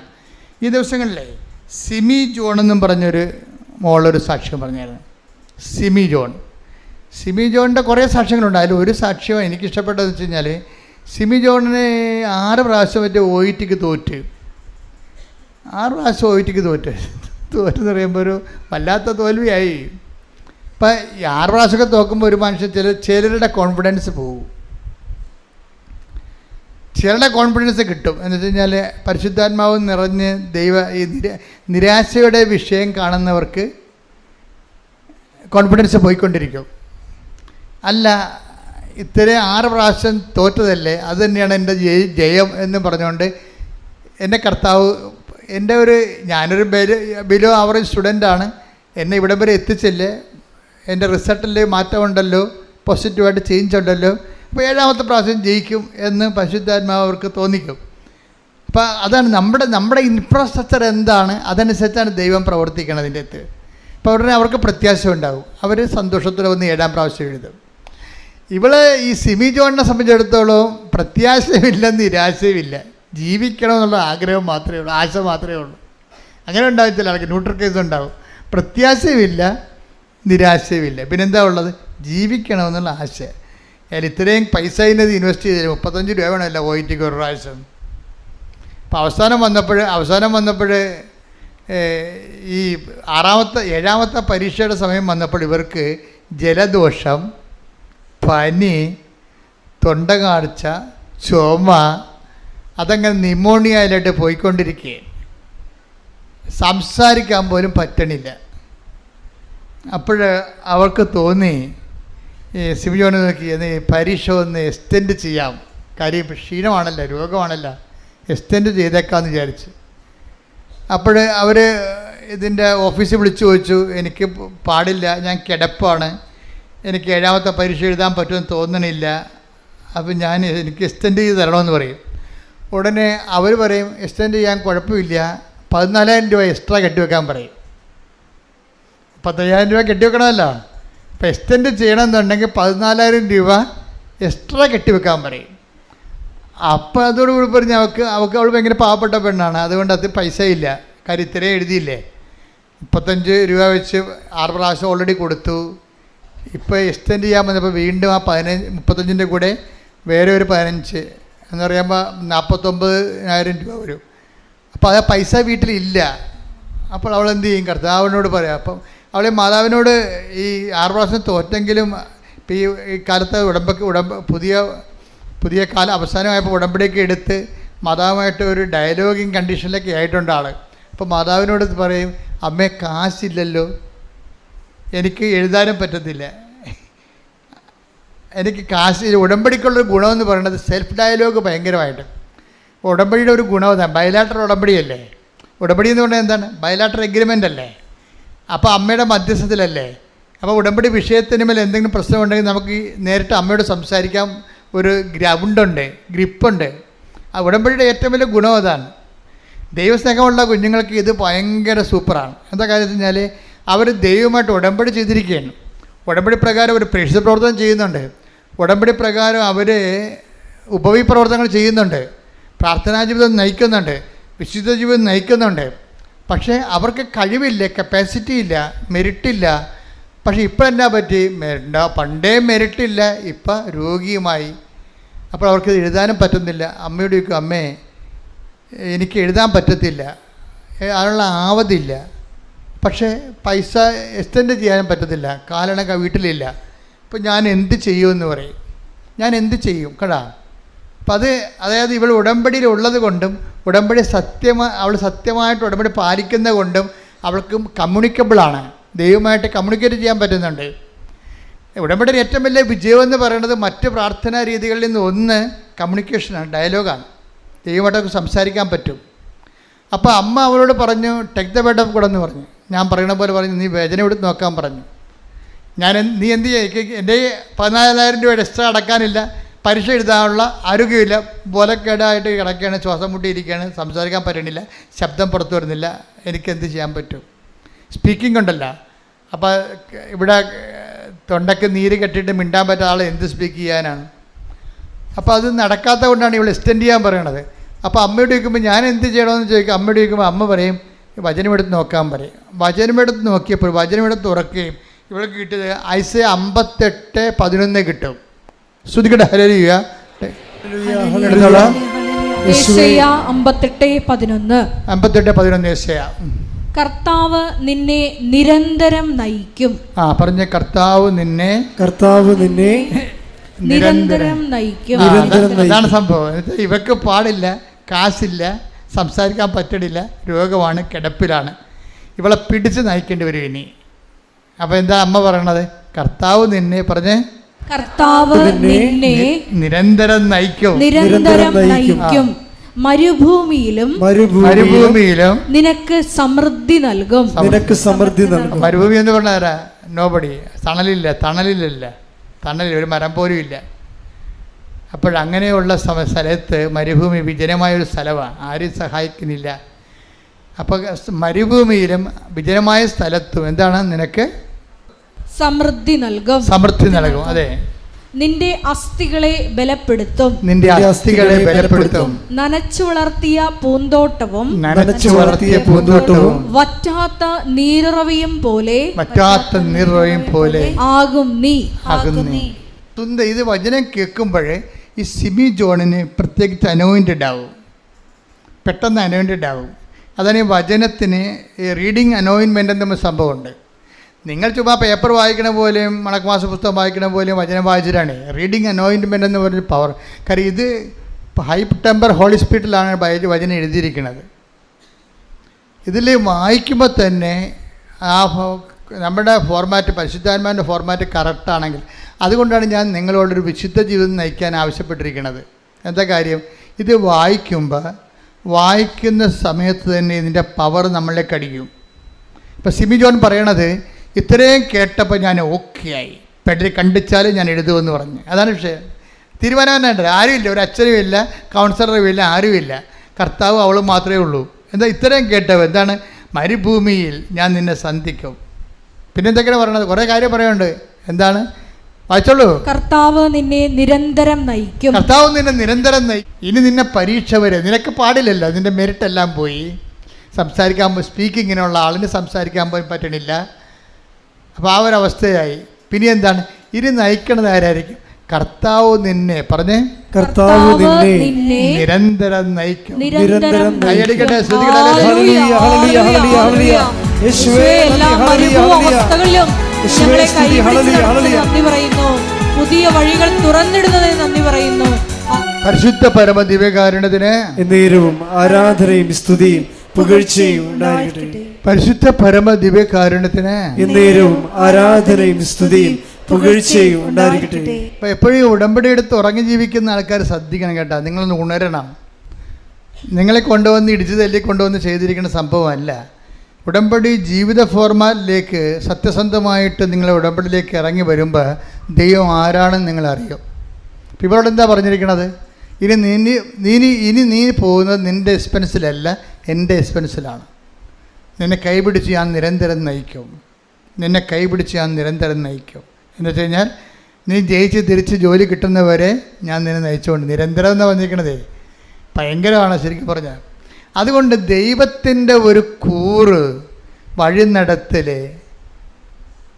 നിങ്ങൾക്ക് അവകാശമാക്കാനുള്ള യോഗ്യതയുണ്ട്. പക്ഷെ അവകാശമാക്കാനുള്ള പരിശ്രമം നിങ്ങളുടെ ഭാഗത്ത് നിന്ന് ഉണ്ടാകണം. ടെക്നിക്കലായിട്ട് ഗിമ്മിക്കുകൾ കാണിച്ചാലും ദൈവം വഴിപ്പെടത്തില്ല. എന്നാൽ പത്രം കൊടുക്കണം. ശരി, പത്രം കൊടുത്തേക്കാം. എത്ര ഉണ്ട്? 18. 18 പേർക്ക് കൊടുക്കുക. തീർന്ന്. പിന്നെന്താ പറഞ്ഞ അച്ഛൻ എന്താ പറഞ്ഞത്? അച്ഛൻ പറഞ്ഞ കാരുണ്യപ്പെടുന്നു. ശരി, ഇത് വർക്കൗട്ട് ചെയ്തില്ല. മര്യാദയ്ക്ക് ദൈവത്തോടാണ് ഈ ഉടമ്പടി ചെയ്തിരിക്കണത്. ദൈവം എന്നെ തൻ്റെ കൂടെ ജീവിക്കാൻ വേണ്ടി വിളിച്ചിരിക്കുകയാണ്. ഞാനിനി എൻ്റെ ജീവിതകാലം ദൈവത്തിന് ഒപ്പിച്ച് ജീവിക്കും എന്ന് ആദ്യമേ തന്നെ തീരുമാനിക്കണം. കാര്യം ഉടമ്പടി ബന്ധമല്ലേ. അല്ലാതെ നീ വിചാരിക്കണത്, നീ ഇപ്പുറത്ത് തന്നെ പറയണത് പാസ്സാകണ വരെ ഇങ്ങനെയൊക്കെ കറങ്ങി നടക്കാമെന്ന് വിചാരിക്കും, അല്ലെങ്കിൽ ജോലി കിട്ടണ വരെ എന്നൊക്കെ നിൻ്റെ മനസ്സിലുണ്ടാകും. നിന്നെ തോൽപ്പിക്കണത് നിൻ്റെ ഉള്ളിലുള്ള നീ തന്നെയാണ്. കാര്യം നിൻ്റെ മനസ്സിലുള്ളതെല്ലാം ദൈവത്തിന് റീഡ് ചെയ്യാൻ പറ്റുന്നുണ്ടല്ലോ. നീ വിചാരിക്കണത് എന്താണ്? ഉടമ്പടിയില്ലേ, കുഴപ്പമില്ല, 90 ദിവസം 90 ദിവസം നോക്കിയാൽ മതിയല്ല. 90 ദിവസം നോക്കിയാൽ മതിയല്ല. നീ എന്ത് നോക്കാൻ പോവുകയാണ്? നീ ഏതാണ്ട് ദൈവത്തിന് ഏതാണ്ട് വലിയ ഔദാര്യം ചെയ്യാൻ പോവുകയാണ്. എന്താണ്? തിന്മ പ്രവർത്തിക്കാതെ ഇരുന്നോളാം ദൈവത്തിന് വേണ്ടി. നീ തിന്മ പ്രവർത്തിക്കാതിരുന്നു കഴിഞ്ഞാൽ ഇല്ലെങ്കിൽ ദൈവം ഉണ്ടാകത്തില്ല. അപ്പോൾ നീ ഇങ്ങനെ വെച്ച് നിൻ്റെ പാപം വെച്ച് ദൈവമായിട്ട് വിലപേശരുത്. മറിച്ച് വിശുദ്ധിയോടെ ജീവിക്കാനുള്ള സ്വതസിദ്ധമായ ഒരു പരിശ്രമം നിൻ്റെ ഭാഗത്തുനിന്ന് ഉണ്ടാകണം. സ്വതസിദ്ധമായ പ്രവർത്തനം. എന്താ വിഷയം എന്ന് പറയുമ്പോൾ ഇത് എന്താ പ്രോബ്ലം വെച്ച് കഴിഞ്ഞാൽ നിങ്ങൾക്കറിയാമല്ലോ. ഒന്ന് മെറിറ്റിൽ ജീവിക്കണതും രണ്ടാമത് ഗ്രേസിൽ. 2 തരം ലോകത്ത് മനുഷ്യരാണ് ഉള്ളത്. ഒന്ന് മെറിറ്റിൽ ജീവിക്കുന്നവരുണ്ട്, രണ്ടാമത്തത് ഗ്രേസിൽ ജീവിക്കണത്. മെറിറ്റിൽ ജീവിക്കണമെന്ന് പറയുമ്പോൾ അവരുടെ ആരോഗ്യം, അവരുടെ കഴിവ്, അവരുടെ ഗുണ്ടായിസം, അവരുടെ വൃത്തികെട്ട കൂട്ടുകൾ, അവരുടെ കഞ്ചാവ് സെറ്റുകൾ, അവരുടെ ഊളക്കൂട്ടുകെട്ടുകൾ, അവരുടെ വർത്തമാനങ്ങൾ, അവരുടെ ഉപദേശങ്ങൾ, അങ്ങനെയൊക്കെ കേട്ടിട്ട് ഇങ്ങനെ ജീവിക്കുന്ന ആൾക്കാരുണ്ട്. അത് മെറിറ്റിൽ ജീവിക്കുന്ന ആൾക്കാരാണ്. മറ്റൊന്ന് പറയണത് നമ്മൾ പരമാവധി പാപം ഒഴിവാക്കിക്കൊണ്ട് വിശുദ്ധിയിൽ ജീവിക്കാൻ വേണ്ടി ദൈവത്തെ മഹത്വപ്പെടുത്തി ദൈവത്തിന് വേണ്ടി ജീവിക്കുന്ന രീതിയിൽ പ്രവർത്തിച്ചും ചില ക്ഷമിക്കപ്പെടാണ്ടാത്ത കാര്യമില്ലാത്ത സ്ഥലത്ത് പോലും നമ്മൾ ദൈവത്തിന് വേണ്ടി തോറ്റുകൊടുത്തും അതിൻ്റെ പേരിൽ സമാധാനം ഉണ്ടാക്കിയും നമ്മൾ ദൈവമായിട്ട് ദൈവത്തിൻ്റെ മഹത്വത്തിന് വേണ്ടി ജീവിക്കുന്ന വേറൊരു ജീവിതമുണ്ട്. ബൈബിൾ പ്രിഫർ ചെയ്യണത് ആ ഒരു ജീവിതമാണ്. ബൈബിൾ പ്രിഫർ ചെയ്യണത്. ഇപ്പോൾ സിമി ജോൺ എന്താണ്? സിമി ജോണിൻ്റെ മെറിറ്റ് എല്ലാം പോയിരിക്കുകയാണ്. ദൈവമായിട്ട് ഇടപെടുമ്പോൾ എപ്പോഴും നമ്മൾ ശ്രദ്ധിക്കണം. ഉടമ്പടി പിടിച്ചു കഴിഞ്ഞാൽ ഇപ്പം ചില ആൾക്കാർ പറയും മരുന്ന്, ഇപ്പം ചില പരുവിനൊക്കെ നമ്മൾ മരുന്ന് വെച്ച് കഴിഞ്ഞാൽ എന്താ പറ്റണത്? പെട്ടെന്ന് പഴുത്തിട്ടുള്ള പഴുപ്പെല്ലാം ഇളകിപ്പോവും. അപ്പോൾ നമ്മൾ ഡോക്ടറിനോട് പറയും, ഡോക്ടറെ മരുന്ന് കഴിച്ചിട്ട് പഴുക്കണ ചെയ്ത് പൊറുക്കാൻ വേണ്ടി കഴിച്ചതാണ്, പക്ഷേ പഴുക്കാണ് ചെയ്തതെന്ന് പറയും. ഡോക്ടർ മൈൻഡ് ചെയ്യത്തില്ല. എന്താ കാര്യം? അത് പഴുക്കാനുള്ളതാണ്. പഴുത്ത് കഴിഞ്ഞിട്ട് പഴുപ്പ് പോയിട്ടാണ് പിന്നെ പൊറുക്കണത്. അതുപോലെ ഉടമ്പടിയിൽ ആദ്യം ഉടമ്പടി പിടിച്ച് കഴിഞ്ഞ് ഉടമ്പടി പിടിക്കാൻ പോകുന്നത് നമുക്കറിയാൻ പറ്റും. എന്താണ്? ഉള്ള മെരിറ്റ് കൂടി പോകും. ഇപ്പം സിമിക്ക് എങ്ങനെയല്ല സംഭവിച്ചത്? സിമി 6 പരീക്ഷ ഉടമ്പടി എടുക്കാതെ 6 പരീക്ഷ എഴുതിയിട്ട് ഒരു പ്രശ്നവും ഇല്ലാഞ്ഞില്ല. അവൾ എടുത്തു, ഒറ്റന്ന് മാത്രമേ ഉള്ളൂ. പക്ഷെ അവൾക്ക് ശരീരത്തിന് കുഴപ്പമൊന്നുമില്ല, സ്പീക്കിങ്ങിന് കുഴപ്പമൊന്നുമില്ല, മര്യാദയ്ക്ക് സംസാരിച്ചത്. ഇപ്പം എന്നാ പറ്റി? ഉടമ്പടി എടുക്കണ മുമ്പ് തൊണ്ടക്ക് കുഴപ്പമില്ല. ഇപ്പോൾ ഉടമ്പടി എടുത്തപ്പോൾ എന്താ പറ്റി? ഉള്ള തൊണ്ടയും കൂടി പോയി. കണ്ടാ? നമ്മളത് മനസ്സിലാക്കണം. അത് ഇതിനകത്ത് കുറേ കാര്യങ്ങളുണ്ട്. ഇതൊക്കെ പറഞ്ഞു തരാനാണ് ഈ കൗൺസിലിംഗ് ഒക്കെ വെച്ചിരിക്കുന്നത്. ഇതൊക്കെ പറഞ്ഞു തരാൻ വേണ്ടിയാണ് ഈ ആദ്യ ചൊവ്വാഴ്ച ധ്യാനം നിങ്ങൾ കൂടണമെന്ന് പറയേണ്ട കാര്യം ഇതാണ്. അപ്പോൾ ചില സമയത്ത് ഉള്ള മെറിറ്റ് കൂടി പോകും. ഇപ്പം നിങ്ങൾ കുടിയനായ ഭർത്താവിൻ്റെ അല്ലെങ്കിൽ അയാൾ വേറെ സ്ത്രീകളുമായിട്ടൊക്കെ കുറച്ച് ചങ്ങാത്തം ഉള്ളവരാണെങ്കിൽ നിങ്ങൾ ഉടമ്പടി എടുത്ത് കഴിയുമ്പോൾ അത് ചിലപ്പോൾ കൂടിയെന്ന് വരും പെട്ടെന്ന്. അപ്പോൾ നിങ്ങളെന്ത് ചെയ്യും? നിങ്ങൾ ഉടനെ വിറച്ച് തല്ലി പ്രാർത്ഥന നിർത്തി നിലവിളിയും കൂട്ടി ഉള്ള തിരിയും കൂടി ഊതിക്കെടുത്തി നിങ്ങളിങ്ങനെ തേരട്ട പോലെ ചിരണ്ട് കിടക്കും. ഇങ്ങനെയുള്ള അലപരാധികൾ ഉടമ്പടി എടുക്കരുതെന്ന് എൻ്റെ അഭിപ്രായം. കാര്യം ഒന്നാമത് ദൈവത്തിൻ്റെ മുമ്പിൽ വരാനുള്ള യാതൊരു സെൻസ് നിങ്ങൾക്കില്ല. ദൈവദിവസത്തിന് വരുമ്പോൾ ആദ്യം നിൽക്കാൻ പഠിക്കണം. ഒന്ന്, ഈ വിഷയം ചിലപ്പോൾ കുറച്ചുകൂടി മൂർച്ഛിക്കും. എന്താണ്? ഉള്ള മെറിറ്റ് കൂടി പോവും. ഉടമ്പടി വർക്ക് ചെയ്യണം എങ്ങനെയാണ്? നോട്ട് ബൈ മെറിറ്റിലെന്ന് ആദ്യമേ പറയണില്ലേ ഞാൻ? നിങ്ങളുടെ യോഗ്യത കൊണ്ടല്ലെന്ന് പറയണില്ലേ നിങ്ങളെ? അപ്പം ഞാൻ ഇപ്പോൾ സംശയ രോഗമുള്ള ഹസ്ബൻഡാണ്, അല്ലെങ്കിൽ വേറെ സ്ത്രീകളൊക്കെ ആയിട്ടുള്ള ബന്ധമുള്ള അല്ലെങ്കിൽ കെയർലെസ് ആയിട്ടുള്ള ബിഹേവിയറുള്ള ഭാര്യയാണെങ്കിൽ, ഭർത്താക്കന്മാർ കംപ്ലയിൻറ്റ് ചെയ്യണമെങ്കിലും ചില ഭാര്യ ഇട്ടച്ച് പോയാലും ഞാൻ പറയും ഇനി ആരെയും വിടണ്ട കേട്ടോ എന്ന് പറയും. ഇനി ആരെയും ഇപ്പം അവളെ പെണ്ണും പഴമുള്ള വഴക്കിട്ട് പോയിരിക്കുകയാണ്. അപ്പോൾ ഞാൻ എന്താ അയാളോട് പറയണത്? ഇനി ആരെയും മധ്യസ്ഥത്തിന് വിടണ്ടെന്ന് പറയും. എന്താ കാര്യം? നോട്ട് ബൈ മെറിറ്റിലല്ലേ ഉടമ്പടി വർക്ക് ചെയ്യണത്. ഉടമ്പടി ഉപദേശം ഉണ്ടല്ലോ. അവരെന്താ പറയണത്? ഇനി ആരെയും മധ്യസ്ഥന് വിടണ്ട. കാര്യം എൻ്റെ അനുഭവത്തിലുണ്ട്. മധ്യസ്ഥൻ പറഞ്ഞത് ഭാര്യയും ഭർത്താവും കൂടി പിരിഞ്ഞ് അവസാനം ഭർത്താവിൻ്റെ കൂട്ടുകാരൻ ഇവരുടെ അടുത്ത് മധ്യസ്ഥനായിട്ട് പോവുകയാണ്. മധ്യസ്ഥനായിട്ട് അപ്പം ഞാൻ ഭർത്താവ് വന്ന് എൻ്റെ അടുത്ത് കംപ്ലയിൻറ്റ് പറഞ്ഞപ്പോൾ ഞാൻ പറഞ്ഞ് സ്റ്റാറ്റസ് എന്താണെന്ന് ചോദിച്ചു. ഞാൻ പറഞ്ഞ് അയാൾ പറഞ്ഞ് എൻ്റെ കൂട്ടുകാരനോട് ചെന്ന് അവളെ വിളിക്കാൻ വേണ്ടി പറഞ്ഞിട്ടുണ്ട്, ഞങ്ങൾ തമ്മിലുള്ള പ്രശ്നം ഒന്ന് പറഞ്ഞു തീർക്കാൻ വേണ്ടി പറഞ്ഞിട്ടുണ്ട്. അപ്പോൾ ഞാൻ അയാളോട് ചോദിച്ച് അവൻ്റെ പേര് തോമസ് എന്നല്ലേ? അച്ഛനെ എങ്ങനെ അറിയാം? ഞാൻ പറഞ്ഞ് അവൻ മിക്കവാറും അവളെ കെട്ടാൻ സാധ്യതയുണ്ടെന്ന് പറഞ്ഞു. എന്താ പ്രശ്നം എന്നറിയാമോ?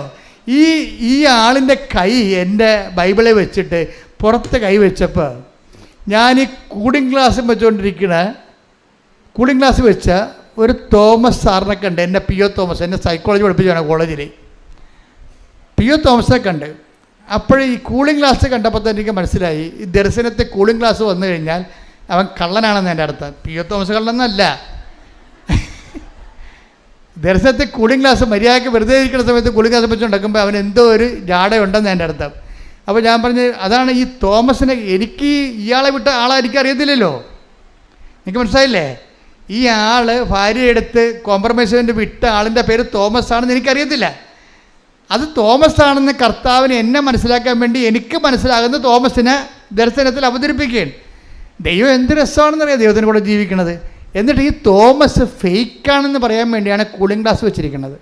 ഞാൻ പറഞ്ഞു മിക്കവാറും അവനെ വളക്കെട്ടാൻ സാധ്യതയുണ്ട്, നീ നേരിട്ട് പോണതായിരിക്കും നല്ലത്. ഇതാണ് ദർശനത്തിൻ്റെ പ്രത്യേകത. ഇത് 97 ചരിത്രമാണ്. ഞാൻ ആളെ പറഞ്ഞു കഴിഞ്ഞാൽ ശരിയാകത്തില്ല, നിനക്കറിയാമല്ലോ, അതെൻ്റെ ഒരു സീക്രട്ട് അല്ലേ.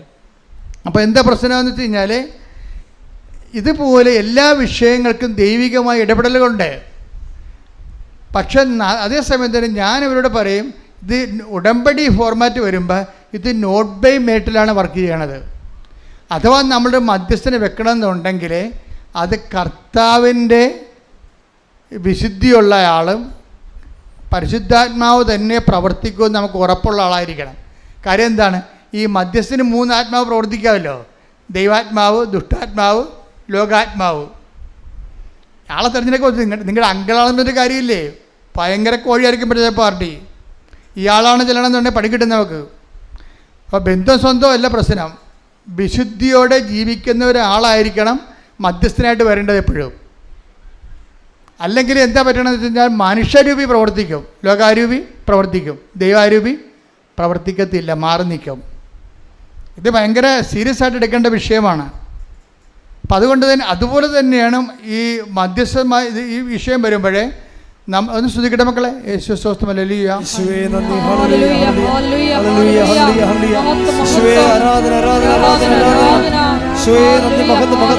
എപ്പോഴും നമ്മൾ ശ്രദ്ധിക്കേണ്ടത്, ഉടമ്പടി വരുമ്പോൾ ഒരു ഫോർമുലയാണ് അതിൻ്റെ അകത്ത് മെയിനായിട്ട് നിൽക്കുന്നത്. എന്താണ്? ഇപ്പോൾ ലൈറ്റ് വെയിറ്റിംഗ് ഉണ്ട്, ഭാരചുരുക്കം, വിഷയം ഭാരചുരുക്കം ഉണ്ടാവും. അതുപോലെ തന്നെ പ്രസൻസ് ഫീൽ ചെയ്യും, സാന്നിധ്യം ഉണ്ടാവും. അവന് ടൈം ഷോർട്ടറിങ് സംഭവിക്കും, സമയച്ചുരുക്കം ഉണ്ടാകും. പക്ഷേ ഇതിൻ്റെ മെയിനുള്ള സംഭവം എന്താണ്? നോട്ട് ബൈ മെറിറ്റാണ്. എന്ന് വെച്ച് കഴിഞ്ഞാൽ ബട്ട് ബൈ ഗ്രേസ്. നിൻ്റെ കഴിവല്ല, ദൈവത്തിൻ്റെ കൃപയെന്നുള്ളത്. അതുകൊണ്ട് നമ്മളെന്താ ചെയ്യണം? ഉടമ്പടിയുടെ ട്രീറ്റ്മെൻറ്റ് എന്താണ്? കഴിവ് കുറച്ചിട്ട് കൃപ വർദ്ധിപ്പിക്കാൻ വേണ്ടി നമ്മൾ പുതിയ ടോണിക്ക് കഴിച്ചുകൊണ്ടിരിക്കും. പിടിയിട്ടില്ലേ? ഇവിടെ ചെയ്യണതാണ് കഴിവ് കുറക്കുക. എന്ന് വെച്ച് കഴിഞ്ഞാൽ വീട്ടുകാർ, സ്വന്തപ്പെട്ടവർ, സഹോദരങ്ങൾ, ഇങ്ങനെ കുറേ ആൾക്കാർ നമ്മുടെ കഴിവില്ലേ അത് കുറച്ചിട്ട് ദൈവത്തിൻ്റെ കഴിവ് പ്രവർത്തിക്കാൻ പറ്റുന്ന രീതിയിൽ റീഫോർമാറ്റ് ചെയ്യണതാണ് ഉടമ്പടി കൗൺസിലിങ്. അപ്പോൾ അതൊക്കെ ചിലപ്പോൾ സെക്കൻഡ് കൊണ്ട് തീരും പരിപാടി. ആൾക്കാരെ വരുമ്പോൾ ജസ്റ്റ് പറഞ്ഞ് കാര്യങ്ങൾ കേൾക്കുമ്പോൾ തന്നെ വിവേചനമൊക്കെ ആവും. അപ്പോൾ തന്നെ ചിലപ്പോൾ റെഡിമെയ്ഡ് ആൻസർ പറയും, ചാപ്റ്റർ ക്ലോസ് ചെയ്യും. കാര്യം എന്തുമാത്രം ആൾക്കാർ ഉടമ്പടി എടുക്കണത്. അല്ല മണിക്കൂർ, 2 മണിക്കൂർ, 3 മണിക്കൂർ ഇരിക്കുന്ന രീതിയല്ല ഇത്. അതൊക്കെ സെക്കൻഡുകൾക്കുള്ളിൽ കാര്യങ്ങളെല്ലാം മാറും ചിലപ്പോൾ. പക്ഷേ എപ്പോഴും നമ്മൾ ശ്രദ്ധിക്കേണ്ട പൊതു ഫോർമാറ്റ് എന്താണ്? നോട്ട് ബൈ മെറിറ്റ് എന്ന് പറഞ്ഞു കഴിഞ്ഞാൽ നമ്മുടെ മെറിറ്റിനെ കുറിച്ചല്ല ചിന്തിക്കേണ്ടത്, പിന്നെ എന്താണ്? ദൈവത്തിൻ്റെ ഗ്രേസിനെ കുറിച്ചാണ്. ഇത് ആഡ് ചെയ്യാൻ വേണ്ടി പുതിയ വിഷയങ്ങൾ നമ്മൾ ദൈവത്തിൻ്റെ മുമ്പിൽ കൃപയുണ്ടാകാം. ചിലപ്പോൾ ചിലർക്ക് ക്ഷമിച്ച് കൊടുക്കും, ചിലർ സമാധാനത്തിലേക്ക് കൊണ്ടുവരും. സമാധാനം സ്ഥാപിക്കുന്നവർ ഭാഗ്യവാന്മാർ, അവരെ ദൈവപുത്രർ എന്ന് വിളിക്കപ്പെടും. ഇല്ലേ? കുടുംബത്തിൽ എപ്പോഴും ഉണ്ടാകേണ്ട വിഷയം എന്താണ്? സമാധാനം സ്ഥാപിക്കുകയാണ്. പക്ഷേ കുടുംബത്തിൽ വരണ എപ്പോഴും നടക്കുന്ന വിഷയം എന്താണെന്ന് അറിയാമോ? കുടുംബത്തിൽ ഇപ്പോൾ 5 പേരുള്ള വീടാണെങ്കിൽ തന്നെ മിക്കവാറും അതിനകത്ത് ഗ്രൂപ്പ് ഉണ്ടാകും. അമ്മയും മക്കളും, ഒരു മകളും ഒരു ഗ്രൂപ്പ്, അപ്പനും മകനും അമ്മയും തമ്മിലൊരു ഗ്രൂപ്പും, ഇളയ മകളും ഗ്രൂപ്പ്, അപ്പനും മൂത്ത മകളും അതിൻ്റെ നടുവത്തെ ഒരു ഗ്രൂപ്പ്, അമ്മാമ്മ ഈ കൂട്ടത്തിൽ കൂടും. ഇങ്ങനെ ഗ്രൂപ്പിസം ഉണ്ടാവും. അപ്പോൾ ഈ ഗ്രൂപ്പിൻ്റെ ഇക്വിലിബ്രിയം, അതിൻ്റെ ഒരു ബാലൻസ് ഉണ്ടല്ലോ. ഈ ബാലൻസ് സൂക്ഷിക്കാൻ വേണ്ടി നിങ്ങൾ പലപ്പോഴും നിങ്ങളുടെ ഗ്രൂപ്പിൽ പെട്ടിരിക്കുന്ന അപ്പനോ അമ്മയോ പറയുന്ന, മകളോ പറയുന്ന കാര്യം തെറ്റാണെങ്കിലും നിങ്ങൾ ചാരിക്കൊടുക്കും. എന്താ കാര്യം? നമ്മുടെ ഗ്രൂപ്പിലുള്ള ആളല്ലേ, ഗ്രൂപ്പ് ഇരുന്ന് ചാടി അപ്പുറത്ത് പോകരുത് എന്ന് വിചാരിച്ചുകൊണ്ട്. അപ്പം നമ്മളെന്ത് ചെയ്യും? സമാധാനം സ്ഥാപിക്കാൻ വേണ്ടി ലോകാരൂപിനെയാണ് എടുക്കുന്നത് അല്ലേ? അപ്പം ദൈവത്തെ നമ്മൾ പുറത്താക്കും. ഈ ദൈവത്തെ പുറത്താക്കിക്കൊണ്ടാണ് നിങ്ങൾ കുടുംബത്തിലെ സമവാക്യം സൂക്ഷിക്കണമെന്നുണ്ടെങ്കിൽ നിങ്ങൾക്ക് ഉടമ്പടി വർക്കൗട്ട് ചെയ്യത്തില്ല. എപ്പോഴും സൂക്ഷിക്കണം. ആരൊക്കെ ഓരോരുത്തരെങ്കിലും ചാരുമ്പോഴേ അവർ കാണിക്കുന്ന പോക്കരുത്തരത്തിന് നിങ്ങൾ ഹല്ലേലൂയ പറയുന്നില്ലേ? അതോടുകൂടി നിൻ്റെ കാര്യത്തിൽ തീരുമാനമാകും. വളരെ സൂക്ഷിച്ച് കൈകാര്യം ചെയ്യണം. എന്താണ്? ഞാൻ കർത്താവുമായിട്ട് ഉടമ്പടി ചെയ്തിരിക്കുന്നു എന്നുള്ള ബോധ്യം ഉണ്ടാകണം. അതാണ്. അതുകൊണ്ട് തന്നെ എന്ത് നിലപാടെടുത്താലും നമുക്ക് വേണ്ടി നാളെ ഇന്നലെ കാലങ്ങളിൽ ഒത്തിരിയേറെ കാര്യങ്ങൾ ചെയ്തതായിട്ടുള്ളതാണ്. നീ ഇപ്പം വിശുദ്ധിയാണ്, നീ പുണ്യാളത്തിയാണ്, എന്നാൽ പള്ളിയിൽ പോയി ഇടവകൊക്കെ കയറി ആ രൂപക്കുണ്ടിനകത്ത് കയറി ഇരുന്നോന്ന് പറയും, നിനക്ക് ആവശ്യമില്ലെന്ന് പറയും, നമ്മളെ ഒഴിവാക്കി കളയും. വീട്ടിൽ നമ്മളെക്കൊണ്ട് വലിയ പ്രയോജനമൊന്നും ഇല്ലെന്ന് നമ്മുടെ ഗ്രൂപ്പിന് തോന്നിയാൽ അവർ ന്യൂട്രലായിട്ട് ഒഴിവാക്കി കളയും. സ്ഥലത്ത് കിട്ടുന്ന സ്ഥലത്ത് എല്ലാം വെച്ച് പാര വെക്കുകയും ചെയ്യും. നമ്മളെ വേണേ ചോറ് വരെ എടുത്ത് കഴിച്ചു കളയവർ നമ്മൾ താമസിച്ചാൽ. അയ്യോ ഞാനോർത്ത് നീ അവിടുന്ന് കഴിക്കുമെന്ന് ഓർത്ത് എന്ന് വിചാരിക്കും. പോരെ? അപ്പം നമുക്ക് നീരസം അരിശം ഉണ്ടാകണം. പക്ഷേ എന്താ ചെയ്യേണ്ടത്? നിങ്ങളെ ദ്രോഹിക്കുന്നവരെ ആശീർവദിക്കുക മാത്രമേ ചെയ്യാവൂ. ഇപ്പം അതൊക്കെ കർത്താവിൻ്റെ വചനം പറഞ്ഞാലേ നമുക്ക് അങ്ങനെ ജീവിക്കാൻ പറ്റത്തുള്ളൂ.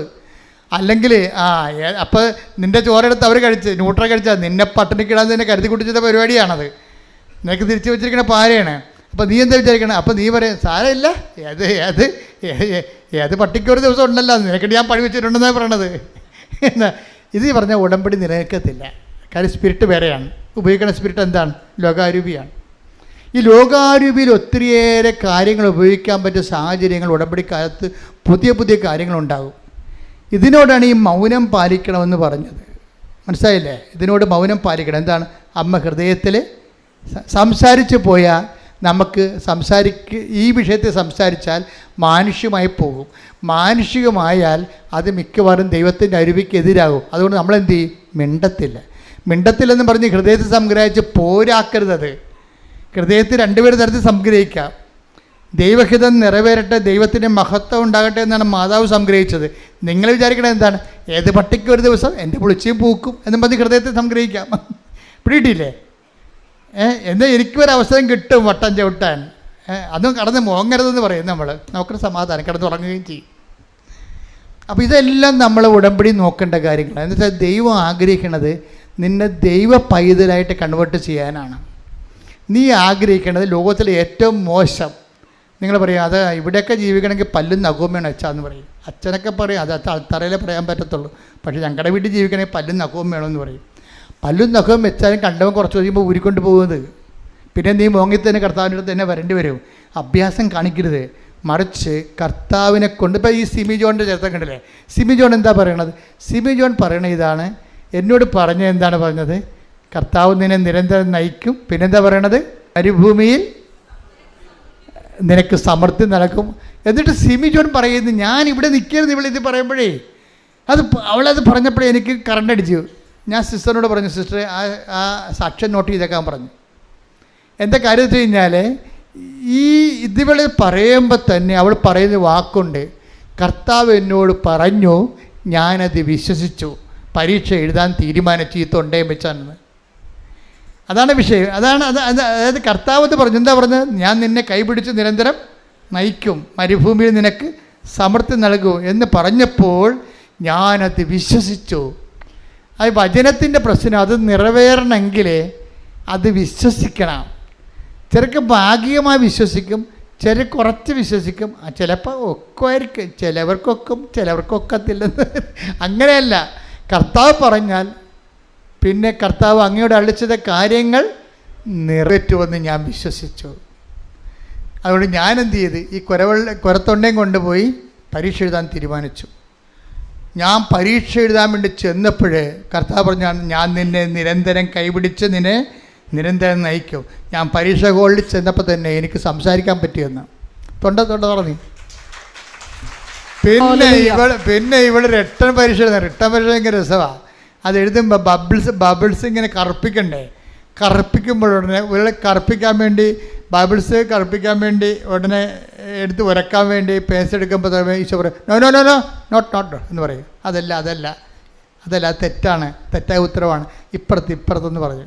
എൻ്റെ അമ്മ, ഈ ദൈവത്തിൻ്റെ കാര്യം ഭയങ്കര രസമാണ്. അതായത് ഇങ്ങനെ തെറ്റായ ഉത്തരം കർപ്പിക്കാൻ പോകുമ്പോഴൊക്കെ കർത്താവ് ഇവരോട് പറഞ്ഞു കൊടുക്കും, അതല്ല മോളെ ഇത്. ഇങ്ങനെ പറഞ്ഞു കൊടുത്ത് മൊത്തം അത് കർപ്പിച്ച് അവൾ മൊത്തം ജയിച്ച് പരീക്ഷയ്ക്ക്. അതിനാണ് പ്രസൻസ് എന്ന് പറയണത്. പ്രസൻസ് എന്താണ്? നീ ഇടത്തോട്ടോ വലത്തോട്ടോ തിരിയുമ്പോൾ പിന്നീട് എന്തൊരു ഇടത്തെ വായിച്ചാൽ 21:30-21 ഐസയ ശ്രുതികട ഹല്ലേലൂയ. ഏശയ്യ 30:21. നീ വലത്തോട്ടോ ഇടത്തോട്ടോ തിരിയുമ്പോൾ, നീ ഇടത്തോട്ടോ വലത്തോട്ടോ തിരിയുമ്പോൾ നിന്റെ കാതുകൾ പിന്നിൽ നിന്ന് ഒരു സ്വരം ശ്രവിക്കും. ഇതാണ് വഴി, ഇതിലേ പോവുക. അപ്പോൾ നമ്മളെ സംബന്ധിച്ചിടത്തോളം പ്രസൻസിന്റെ ഉദ്ദേശം എന്താ? നമ്മൾ ചെയ്യുന്ന കാര്യങ്ങൾ തെറ്റാണെങ്കിൽ ഒന്നെങ്കിൽ നമ്മളതുകൊണ്ട് ചെയ്യിക്കത്തില്ല ദൈവം. ഭയങ്കര സുരക്ഷിതമാണേ. ഇപ്പം നിങ്ങളൊരു മനുഷ്യൻ്റെ ഇപ്പോൾ നാളെ ഒരാൾ വരും, നിങ്ങൾ പൈസ കൊടുക്കാമെന്ന് പറഞ്ഞ പാർട്ടിയാണ്, അയാൾക്ക് 4 ലക്ഷം കൊടുക്കണം. അപ്പോൾ നിങ്ങൾ വേറെ എടുത്താൽ പറയും, അത് കുഴപ്പമില്ല, നമുക്ക് ഇന്നാളുടെ ഇത് മേടിക്കാമെന്ന് പറയും. പക്ഷേ അയാൾ ഭയങ്കര ലോക ബ്ലേഡാണെങ്കിൽ, നിൻ്റെ കിഡ്നി അടിച്ചുകൊണ്ട് പോണ പാർട്ടിയാണെങ്കിൽ മാതാവ് പറയും, അവൻ്റെയൊക്കെ ഒന്നും മേടിക്കണ്ട, ഈ വന്നാളെ ഞാൻ നിരത്തി തരാമെന്ന് പറയും.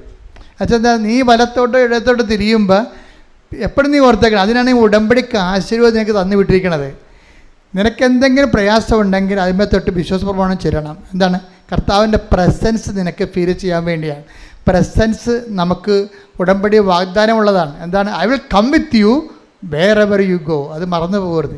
ഈ നോട്ട് ബൈ മെറിറ്റ് പോലൊരു സംഭവമാണത്. എന്താണ്? നീ എവിടെ പോയാലും, വാഗ്ദാനമാണേ, നീ എവിടെ പോയാലും ഞാൻ നിൻ്റെ കൂടെ ഉണ്ടാകും. അതുകൊണ്ടാണ് ഈ പരീക്ഷയ്ക്ക് ഒരിക്കലും പിള്ളേർക്ക് ഇത് കൊടുത്തു വിടരുതെന്ന് പറയണത്. ഉടമ്പടി കാശുരൂപം കൈമാറ്റം ചെയ്യാൻ പാടില്ല.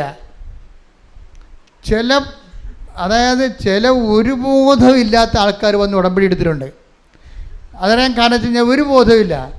അവർ ചില ധ്യാനകേന്ദ്രങ്ങളിൽ, ഒരു ധ്യാനകേന്ദ്രം കേരളത്തിൽ അത്ര പ്രാധാന്യമുള്ള ധ്യാനകേന്ദ്രമല്ല, പക്ഷെ അവിടെ ഉള്ള ഒരു ശുശ്രൂഷകൻ്റെ പരിപാടി ഉടമ്പടിയോട് കലിയാപിളിക്ക്.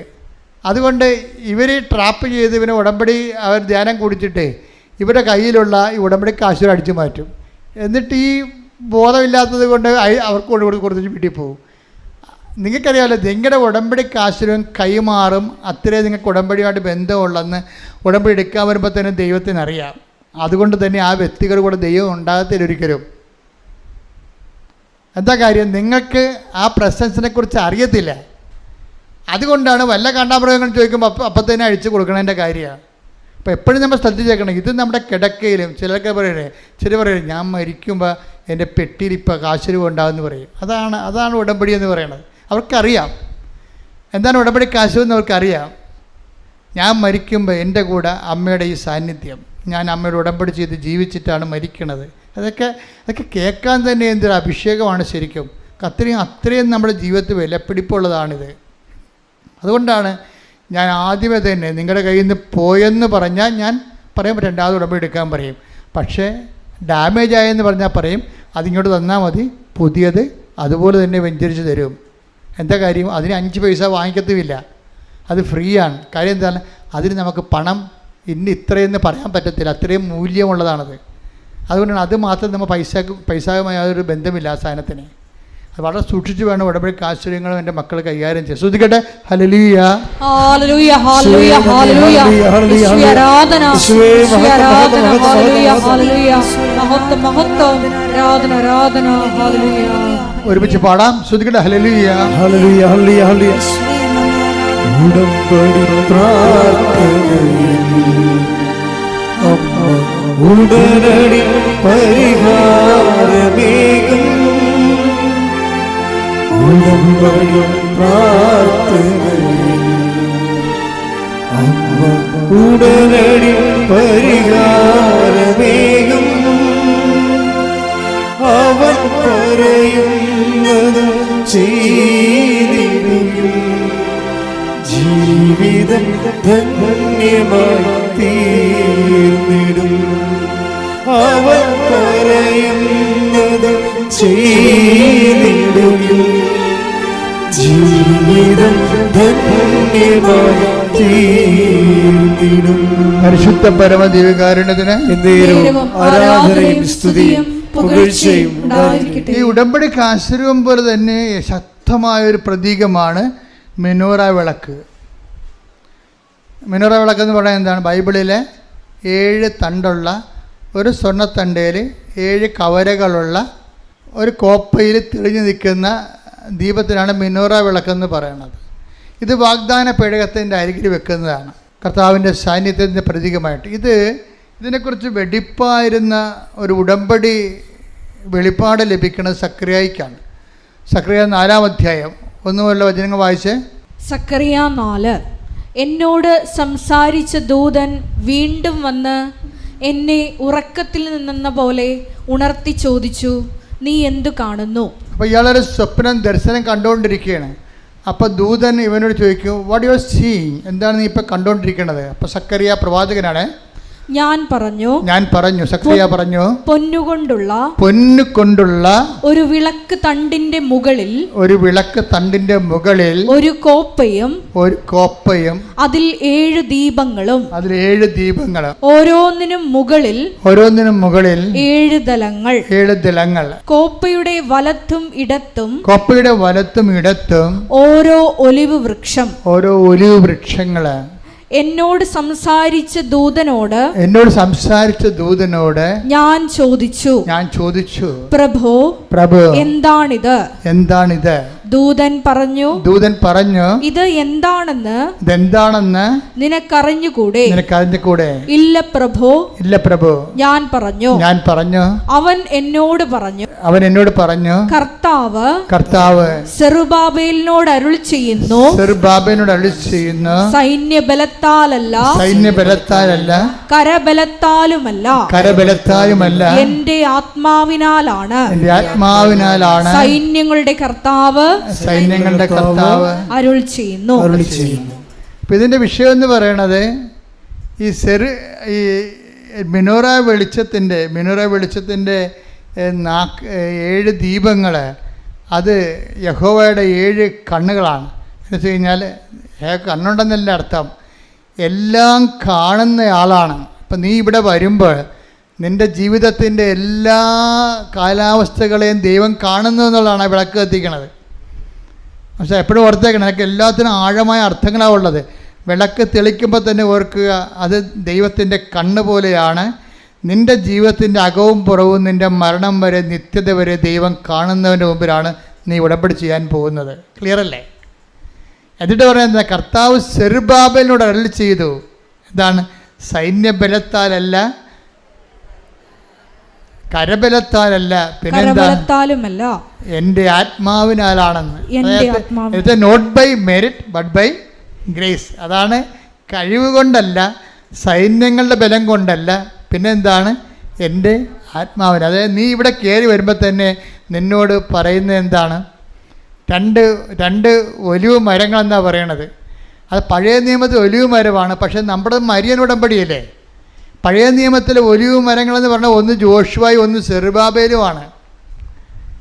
ഇപ്പോൾ ഈ മെനോറ ലൈറ്റിൻ്റെ അപ്പുറത്തും ഇപ്പുറത്തും 2 ഒലിവ് മരങ്ങൾ നിൽക്കണില്ലേ? അത് പഴയ നിയമത്തിൽ ആ ഒലിവ് മരങ്ങളെ കാണിച്ചിരിക്കുന്നത് ഒന്ന് ജോഷുവയാണ്. എന്നുവെച്ചാൽ ജോഷുവയാണ് വാഗ്ദാന പേടകത്തിൽ മോസസ് പോയാലും പോകാതെ കർത്താവിൻ്റെ കൂടെ ഇരിക്കുന്ന ആളാണ് ജോഷുവ. ആധ്യാത്മിക നിറവിൻ്റെ ആളുരൂപമായിട്ടാണ് പഴയ നിയമത്തിൽ ജോഷുവയെ അവതരിപ്പിക്കുന്നത്. അഭിഷിക്തൻ, അതായത് 2 അഭിഷിക്തരാണെന്ന് വെച്ചാൽ എണ്ണ കൊണ്ട് കർത്താവിൻ്റെ ശക്തി നേടിയ ആളാണ്. അതാണ് എണ്ണ കൊണ്ട് ശക്തി നേടുകയാണ്. നീ ഇവിടെ ചെയ്യണത് എന്താണ്? നിൻ്റെ കയ്യിലുള്ള എണ്ണ എടുത്തിട്ട് അവിടെ ആ ദീപം തെളിക്കും. ഈ ദീപത്തിൻ്റെ അപ്പുറത്തും ഇപ്പുറത്തുമാണ് 2 എണ്ണ കൊണ്ട് ശക്തി നേടിയ ആൾക്കാർ നിൽക്കുന്നത്. എന്തൊക്കെയാണ്? അഭിഷിക്തരെന്നാണ് വിളിക്കണത്. അഭിഷിക്തർ ഒന്ന് ജോഷുവയാണ്, ആധ്യാത്മിക ബലം നേടുന്നയാളാണ്. എണ്ണ കൊണ്ട് ആധ്യാത്മിക ബലം. ജോഷുവയെ മോസസ് അഭിഷേകം ചെയ്യുമ്പോൾ എണ്ണ കൊണ്ട് അവൻ ആധ്യാത്മിക ബലം നേടുകയാണ്. ഉടമ്പടിയോടുകൂടി നീ ആധ്യാത്മിക ബലം നേടുമെന്നാണ് നിന്നോട് പറയണത്. മനസ്സിലായ? രണ്ടാമത്തെ എന്താണ്? സെറുബാബേലാണ്. ഈ സെറുബാബേൽ ആരാണ് ശരിക്കും പറഞ്ഞാൽ? സെറുബാബേൽ എന്ന് പറയണത് ശരിക്കും ഇദ്ദേഹം ജനിക്കണത് ബാബിലോണിലാണ്. നബൂഖദ്നേസറിൻ്റെ കാലത്ത് ഈ ഇസ്രായേൽക്കാരെ മുഴുവനും നശിപ്പിച്ച് തോൽപ്പിച്ച് പിടിച്ചുകൊണ്ട് പോകും. യൂദയ രാജ്യം യോവാക്കീമിൻ്റെ കാലത്ത് തീരും. യൂദയ കാലം അസ്തമിക്കും. യൂദയ അസ്തമിച്ച് കഴിയുമ്പോൾ അവിടുത്തെ ആൾക്കാരൊക്കെ ഇവർ പിടിച്ചുകൊണ്ട് ബാബിലോണിൽ കൊണ്ടുപോകും. ബാബിലോണിൽ വെച്ച് യോവാക്കിൻ രാജാവിൻ്റെ പേരക്കിടാവായിട്ടാണ് ഈ സെറുബാബേൽ ജനിക്കണത്. സെറുബാബേലാണ് ഇവരെ മടക്കിക്കൊണ്ട് വരണത്. അതാണ് സെറുബാബേലിനെ കാണിക്കണത്. സക്കറിയായുടെ ദർശനമാണ്. സെറുബാബേൽ ഈ ക്യാപ്റ്റിവിറ്റിയിൽ, അതായത് ബാബിലോൺ വിപ്രവാസത്തിൽ പോയ മുഴുവനും ജനതയെ യഹോവയുടെ നാമത്തിൽ തിരിച്ചു വിളിച്ചുകൊണ്ട് വരണതാണ്. തിരിച്ചു വിളിച്ചുകൊണ്ട് ജെറുസലേമിൽ കൊണ്ടുവന്നിട്ട് പുതിയ ദേവാലയം പണിയണത് ആരാണ്? സെറുബാബേലാണ്. അതാണ് കർത്താവ് സെറുബാബേലിനോട് പറഞ്ഞു, നീ എല്ലാം പണിയും, നീ എല്ലാം നഷ്ടപ്പെടെല്ലാം നീ തിരികെ കൊണ്ടുവരും. അതെന്താണ്? സൈന്യബലത്താലല്ല, അതെന്താണ്? കരബലത്താലല്ല, പിന്നെയോ കർത്താവിൻ്റെ ആത്മാവിനാൽ. ഹല്ലേലൂയ, ഹല്ലേലൂയ, ഹല്ലേലൂയ, ഹല്ലേലൂയ. മഹത്വം, മഹത്വം, ആരാധന, ആരാധന. ഹല്ലേലൂയ, ഹല്ലേലൂയ. യേശുവേ ആരാധന. ഹല്ലേലൂയ. സൈന്യബലത്താലല്ല, കരബലത്താലുമല്ല, ആത്മാവിനാലാണ്. ഒരുമിച്ച് പാടുക. ആത്മാവിനാലാണ്. സൈന്യബലത്താലല്ല, കരബലത്താലുമല്ല, എന്റെ ആത്മാവിനാലാണ്, എന്റെ ആത്മാവിനാലാണ്. പരിശുദ്ധ പരമ ദിവ്യകാരണത്തിന് എന്നേരവും ആരാധനയും സ്തുതിയും പുകഴ്ചയും ഉണ്ടായിരിക്കട്ടെ. അപ്പൊ ഈ പഴയ നിയമത്തിന്റെ പുതിയ അപ്ഡേഷൻസ് ആയിട്ടുള്ള മരിയൻ ഉടമ്പടി വരുമ്പോൾ ഈ ഒലിവ് മരങ്ങൾ മാറും. എന്താണ്? ജോഷുവയ്ക്ക് പകരമാണ് അമ്മ വരണത്, സെറുബാബേലിന് പകരമാണ് ഈശോ വരണത്. അതാണ് നിങ്ങളുടെ എല്ലാ വിഷയങ്ങളും ഞാൻ ആദ്യം കൊണ്ടുപോയി അമ്മയെടുത്ത് കൊടുത്തിട്ട് പിന്നെ ഈശോ എടുത്ത് കൊടുക്കും. എന്താ പറയണത്? ഇനി മുന്നോട്ട് പോയിക്കൊള്ളൂ, വർക്ക് ചെയ്യാൻ പോണത് നിങ്ങളുടെ ബലത്താലല്ല, not by merit but by grace. ഒരു ബ്ലെസ്സിങ് ചെയ്ത് കൊടുക്കും. 5 മിനിറ്റ് പോലും എടുക്കത്തില്ല. എന്താ കാര്യം? ഞാനല്ലല്ലോ പ്രവർത്തിക്കണത്. ഞാനാണ് പ്രവർത്തിക്കണമെങ്കിൽ വേണമെങ്കിൽ 5 മണിക്കൂർ നിന്ന് പ്രാർത്ഥിക്കേണ്ടി വരും. പക്ഷേ പ്രവർത്തിക്കുന്നത് ആരാണ്? അമ്മയുടെ മധ്യസ്ഥതയിൽ ഈശോയാണ് നിങ്ങൾ പ്രവർത്തിക്കുന്നത്. ശ്രദ്ധിക്കട്ടെ. ഹല്ലേലൂയ ഹല്ലേലൂയ ഹല്ലേലൂയ ഹല്ലേലൂയ. യേശുവേ നന്ദി. ഹല്ലേലൂയ ഹല്ലേലൂയ ഹല്ലേലൂയ ഹല്ലേലൂയ ഹല്ലേലൂയ ഹല്ലേലൂയ. സൈന്യബലത്താലല്ല കരബലത്താലുമല്ല എന്റെ ആത്മാവിനാലാണ്, എന്റെ ആത്മാവിനാലാണ്. സൈന്യബലത്താലല്ല കരബലത്താലുമല്ല എന്റെ ആത്മാവിനാലാണ്, എന്റെ ആത്മാവിനാലാണ്. എല്ലാവരും എഴുന്നേൽക്കുക, നിൽക്കുക. ശ്രദ്ധിക്കട്ടെ. ഹല്ലേലൂയ. യേശുവേ നന്ദി. ഹല്ലേലൂയ ഹല്ലേലൂയ ഹല്ലേലൂയ ഹല്ലേലൂയ ഹല്ലേലൂയ.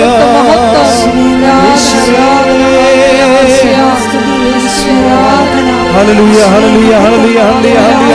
യേശുവേ ആരാധന ആരാധന ആരാധന. യേശുവേ നന്ദി. മഹത്വം മഹത്വം മഹത്വം. ഹല്ലേലൂയ ഹല്ലേലൂയ ഹല്ലേലൂയ ഹല്ലേലൂയ. യേശുവേ നന്ദി നന്ദി. ഹല്ലേലൂയ ഹല്ലേലൂയ ഹല്ലേലൂയ ഹല്ലേലൂയ. യേശുവേ സ്തുതി. ഹല്ലേലൂയ ഹല്ലേലൂയ ഹല്ലേലൂയ. എൻ്റെ പ്രിയപ്പെട്ടവരെ, ജീവിതത്തിൻ്റെ എല്ലാ മണ്ഡലങ്ങളെയും സമർപ്പിച്ചുകൊണ്ട് പ്രാർത്ഥിക്കുന്ന സമയമാണിത്. ഈ ഒരു ദിവസത്തേക്ക് നമ്മൾ ദൈവം വിളിച്ചൊരു നന്ദി പറയണം. അതിരാവിലെ എഴുന്നേറ്റ് കർത്താവിൻ്റെ ആലയത്തേക്ക് വന്നവരുണ്ട്, ഇനി ഏറെ താമസിച്ച് ഇവിടുന്ന് പോകാൻ പോകുന്നവരുണ്ട്. ഏറെ വന്നിരിക്കുന്ന സ്ഥലം കർത്താവാണെന്ന് എന്നെ വിളിച്ചതെന്നുള്ള ബോധ്യം ഉണ്ടായാൽ മാത്രം മതി. ഇന്നത്തെ സുവിശേഷത്തിലൂടെ അനേകം കാര്യങ്ങൾ കർത്താവ് നിന്നോട് പറഞ്ഞിട്ടുണ്ട്. മാനുഷികമായ ജീവിതത്തെ സമീപിക്കരുത്, ദൈവത്തിൻ്റെ ശക്തിയോട് സമീപിക്കണം, അതിന് വിശുദ്ധിയോട് ജീവിക്കണം. ശ്രദ്ധിക്കട്ടെ. ഹല്ലേലൂയ. യേശുവേ നന്ദി. ഹല്ലേലൂയ ഹല്ലേലൂയ ഹല്ലേലൂയ ഹല്ലേലൂയ. എൻ്റെ പ്രിയപ്പെട്ടവരെ,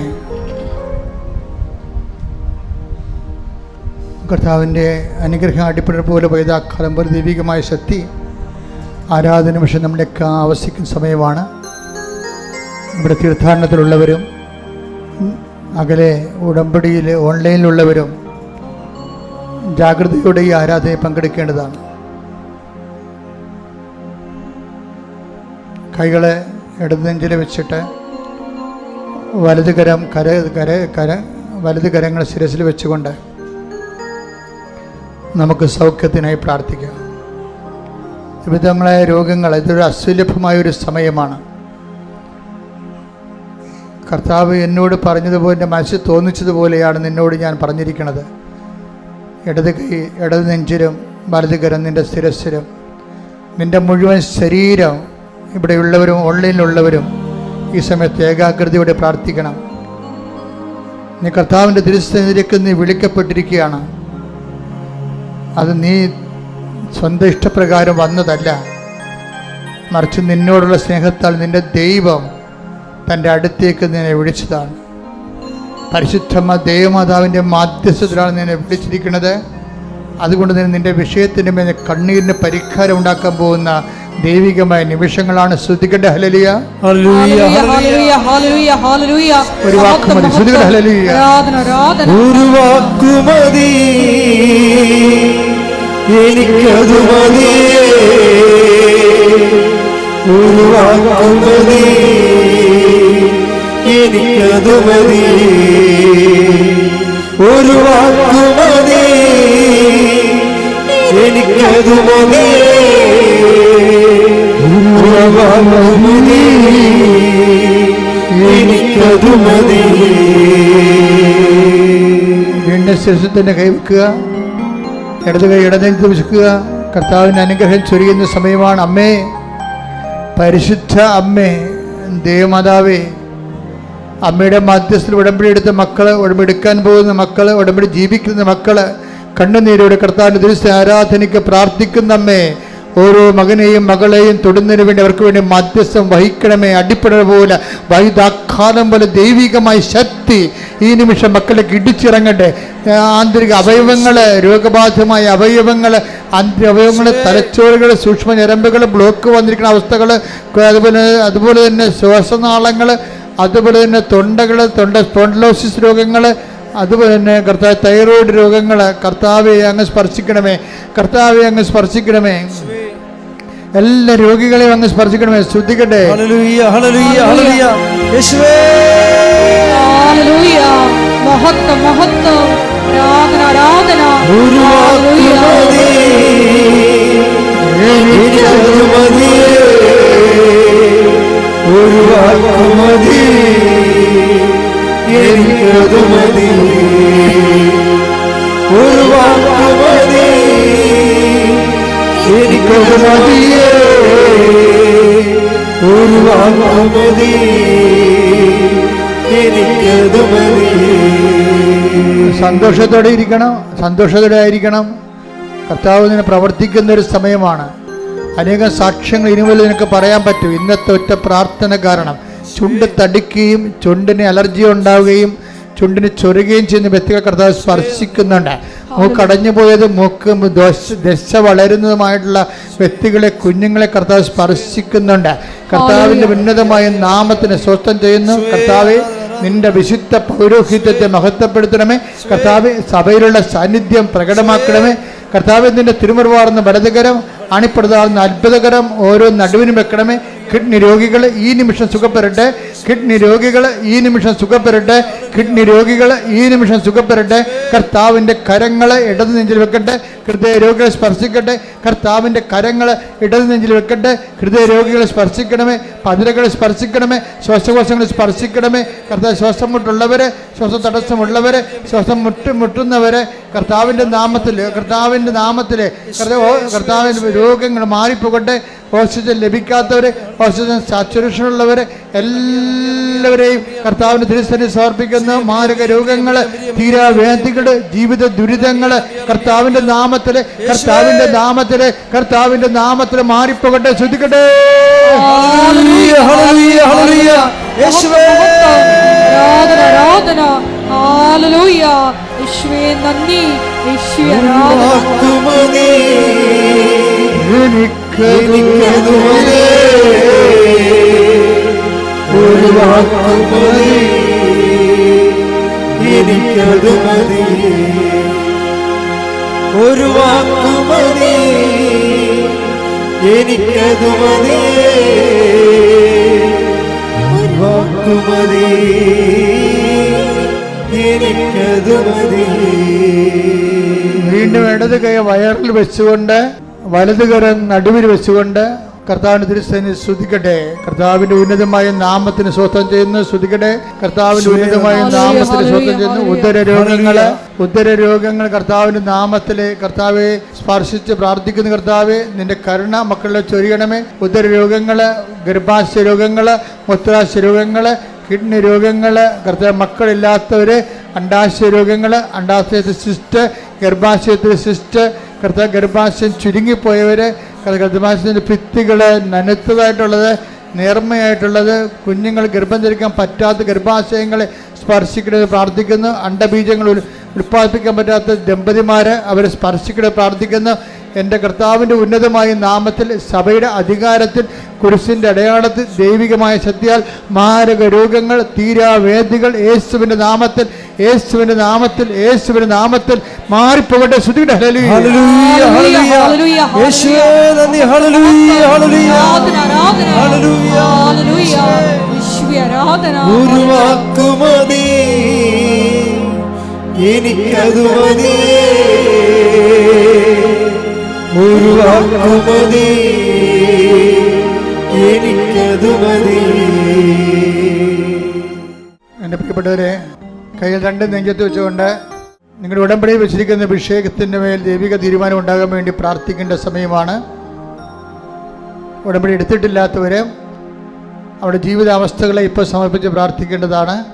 ജോലിയില്ലാത്തവർ, വീടില്ലാത്തവർ, വീട്ടിലേക്ക് വഴിയില്ലാത്തവർ, സർട്ടിഫിക്കറ്റുകളിൽ വിത്ത് ഹെൽഡായി പോയിട്ടുള്ളവർ, പരീക്ഷയ്ക്ക് ഒരുങ്ങുന്നവർ, പരീക്ഷ കഴിഞ്ഞവർ, തോക്കൊന്ന് ഭീതിയുള്ളവർ, ജയിക്കാൻ വേണ്ടി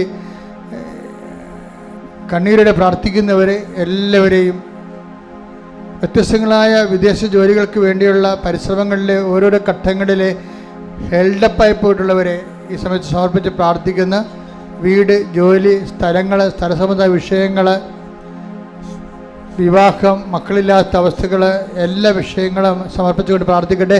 ഇട്ടുമുഴക്കുമ്പോൾ ശ്രുതിക്കട്ടെ. ഹല്ലേലൂയ, ഹല്ലേലൂയ, ഹല്ലേലൂയ, ഹല്ലേലൂയ. യേശുവേ നന്ദി. ഹല്ലേലൂയ, ഹല്ലേലൂയ. ആരാധന, ആരാധന. ഹല്ലേലൂയ, ഹല്ലേലൂയ. യേശുവേ ആരാധന. യേശുവേ ഹല്ലേലൂയ, ഹല്ലേലൂയ. ഹല്ലേലൂയ, ഹല്ലേലൂയ, ഹല്ലേലൂയ. ആരാധന, ആരാധന. ഹല്ലേലൂയ. പരിശുദ്ധ പരമദിവ്യകാരുണ്യത്തിന് നേരവും ആരാധനയും സ്തുതിയും പുകഴ്ചയും ഉണ്ടായിരിക്കട്ടെ. പരിശുദ്ധ പരമദിവ്യകാരുണ്യത്തിന് നേരവും ആരാധനയും സ്തുതിയും പുകഴ്ചയും ഉണ്ടായിരിക്കട്ടെ. മുട്ടേ നിൽക്കുക. മൗനമായി പ്രാർത്ഥിക്കേണ്ട സമയമാണ്. കർത്തൃതിരുസന്നിധിയിൽ മൗനമായി പ്രാർത്ഥിക്കുക. ഏതെങ്കിലും വിഷയങ്ങൾ പ്രത്യേകിച്ചുണ്ടെങ്കിൽ ഇപ്പോഴും പ്രാർത്ഥിക്കേണ്ട സമയമാണ്.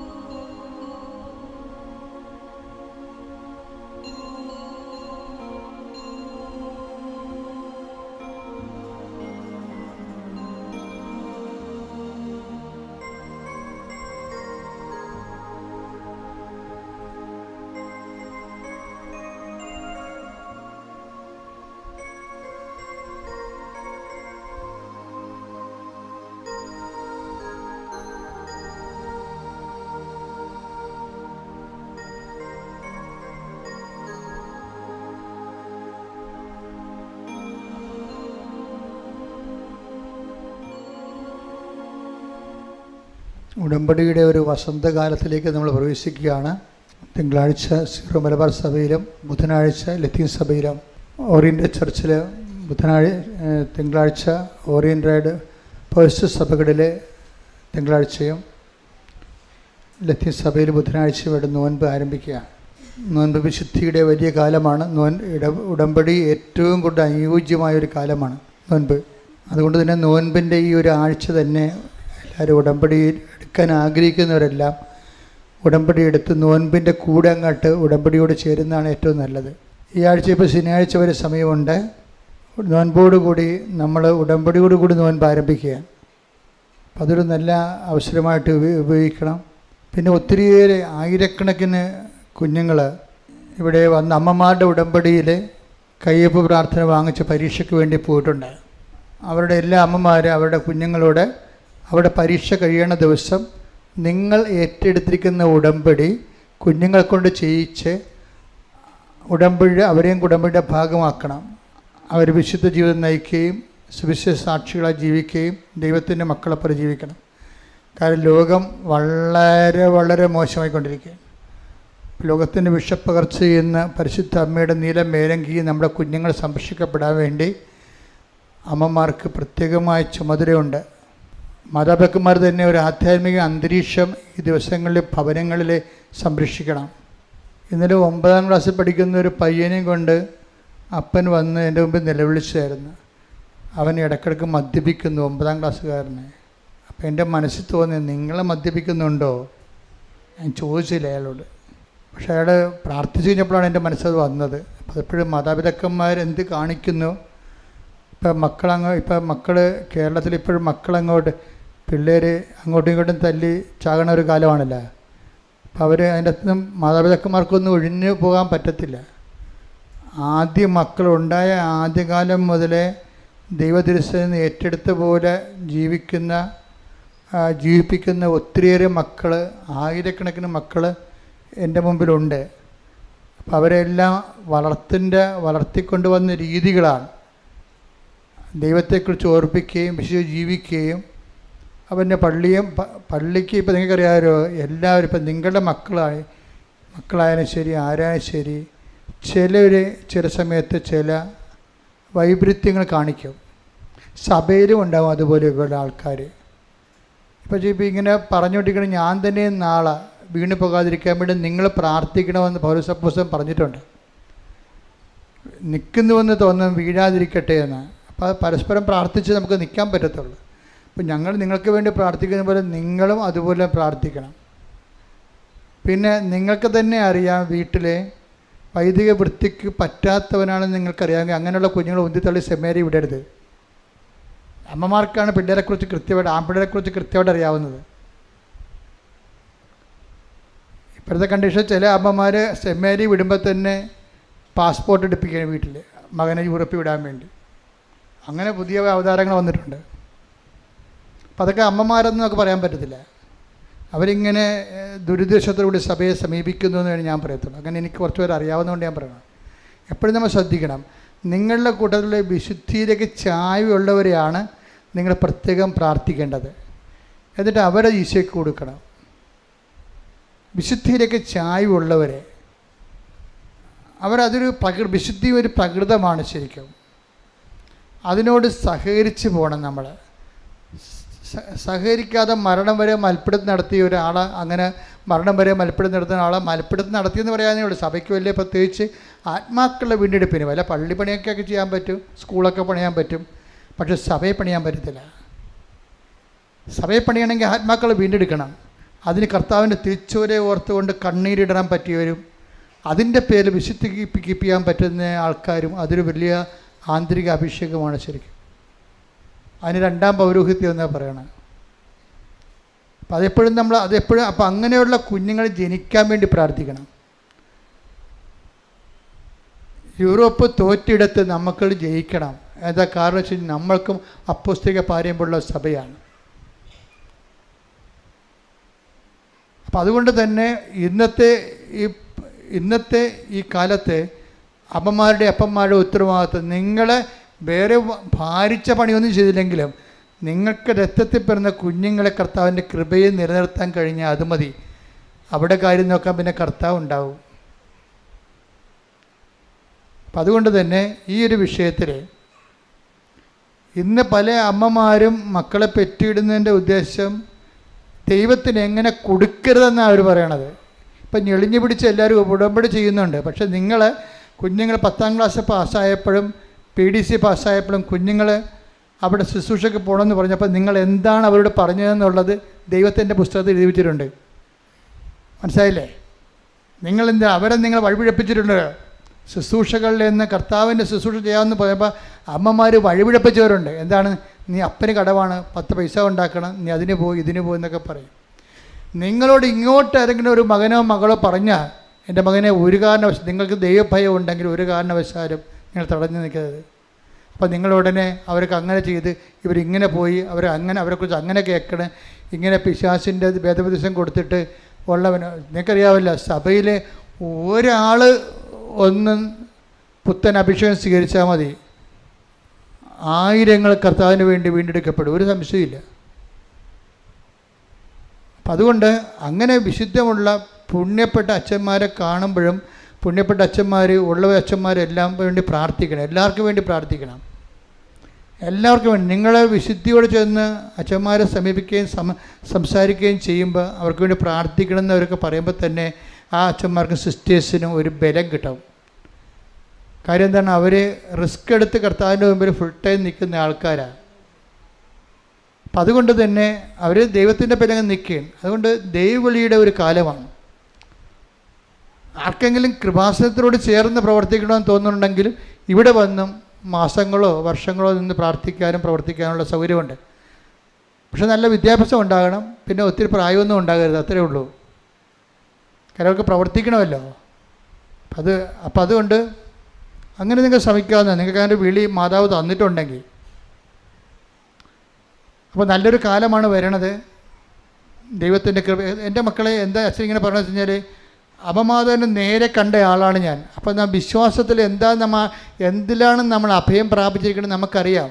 അപ്പോൾ നിങ്ങൾ ഇടയ്ക്ക് ഇങ്ങനെ ചഞ്ചരിപ്പ് കാണിക്കേണ്ട ഒരു കാര്യവുമില്ല. ഇതിൻ്റെ അകത്ത് ഉടമ്പടിയിലാണെങ്കിൽ വാരിക്കോരി പ്രസൻസും സുഗന്ധാഭിഷേകവും മഴവില്ലും അമ്മയുടെ സാന്നിധ്യവും സൗഖ്യവും വിടുതലും. എവിടെയാണ് നീ പോകണം അവിടെ എല്ലാം അമ്മ കൂടെ നിൽക്കുകയല്ലേ. എന്നിട്ട് എന്തുകൊണ്ട് നിനക്ക് ദൈവത്തിന് വേണ്ടി ജീവിക്കാൻ പറ്റണില്ല? അത് കടമായി മാറത്തില്ല ദൈവത്തിൻ്റെ സന്നിധിയിൽ. ഇത് നോൻപായത് കൊണ്ടാണ് ഞാൻ ഇങ്ങനെയൊക്കെ പറയണത്. നോൻപ് കാലം പ്രത്യേകം ശ്രദ്ധിക്കുക. നോൻപിൽ നീ ഒരു അരുവി എടുത്താൽ നോൻപ് കഴിഞ്ഞും അരുവി നിൽക്കും. എല്ലാ ശുശ്രൂഷകർക്ക് വേണ്ടി പ്രാർത്ഥിക്കണം. ആത്മാക്കളെ വീണ്ടെടുക്കാൻ പറ്റിയ സഭാ സംവിധാനങ്ങൾക്ക് വേണ്ടി പ്രാർത്ഥിക്കണം. സഭാ സംവിധാനങ്ങൾ ആത്മാക്കളുടെ വീണ്ടെടുപ്പിനും വളർച്ചയ്ക്കും വേണ്ടി പരിശ്രമിക്കുന്ന എല്ലാവർക്കും വേണ്ടി പ്രാർത്ഥിക്കണം നിങ്ങൾ.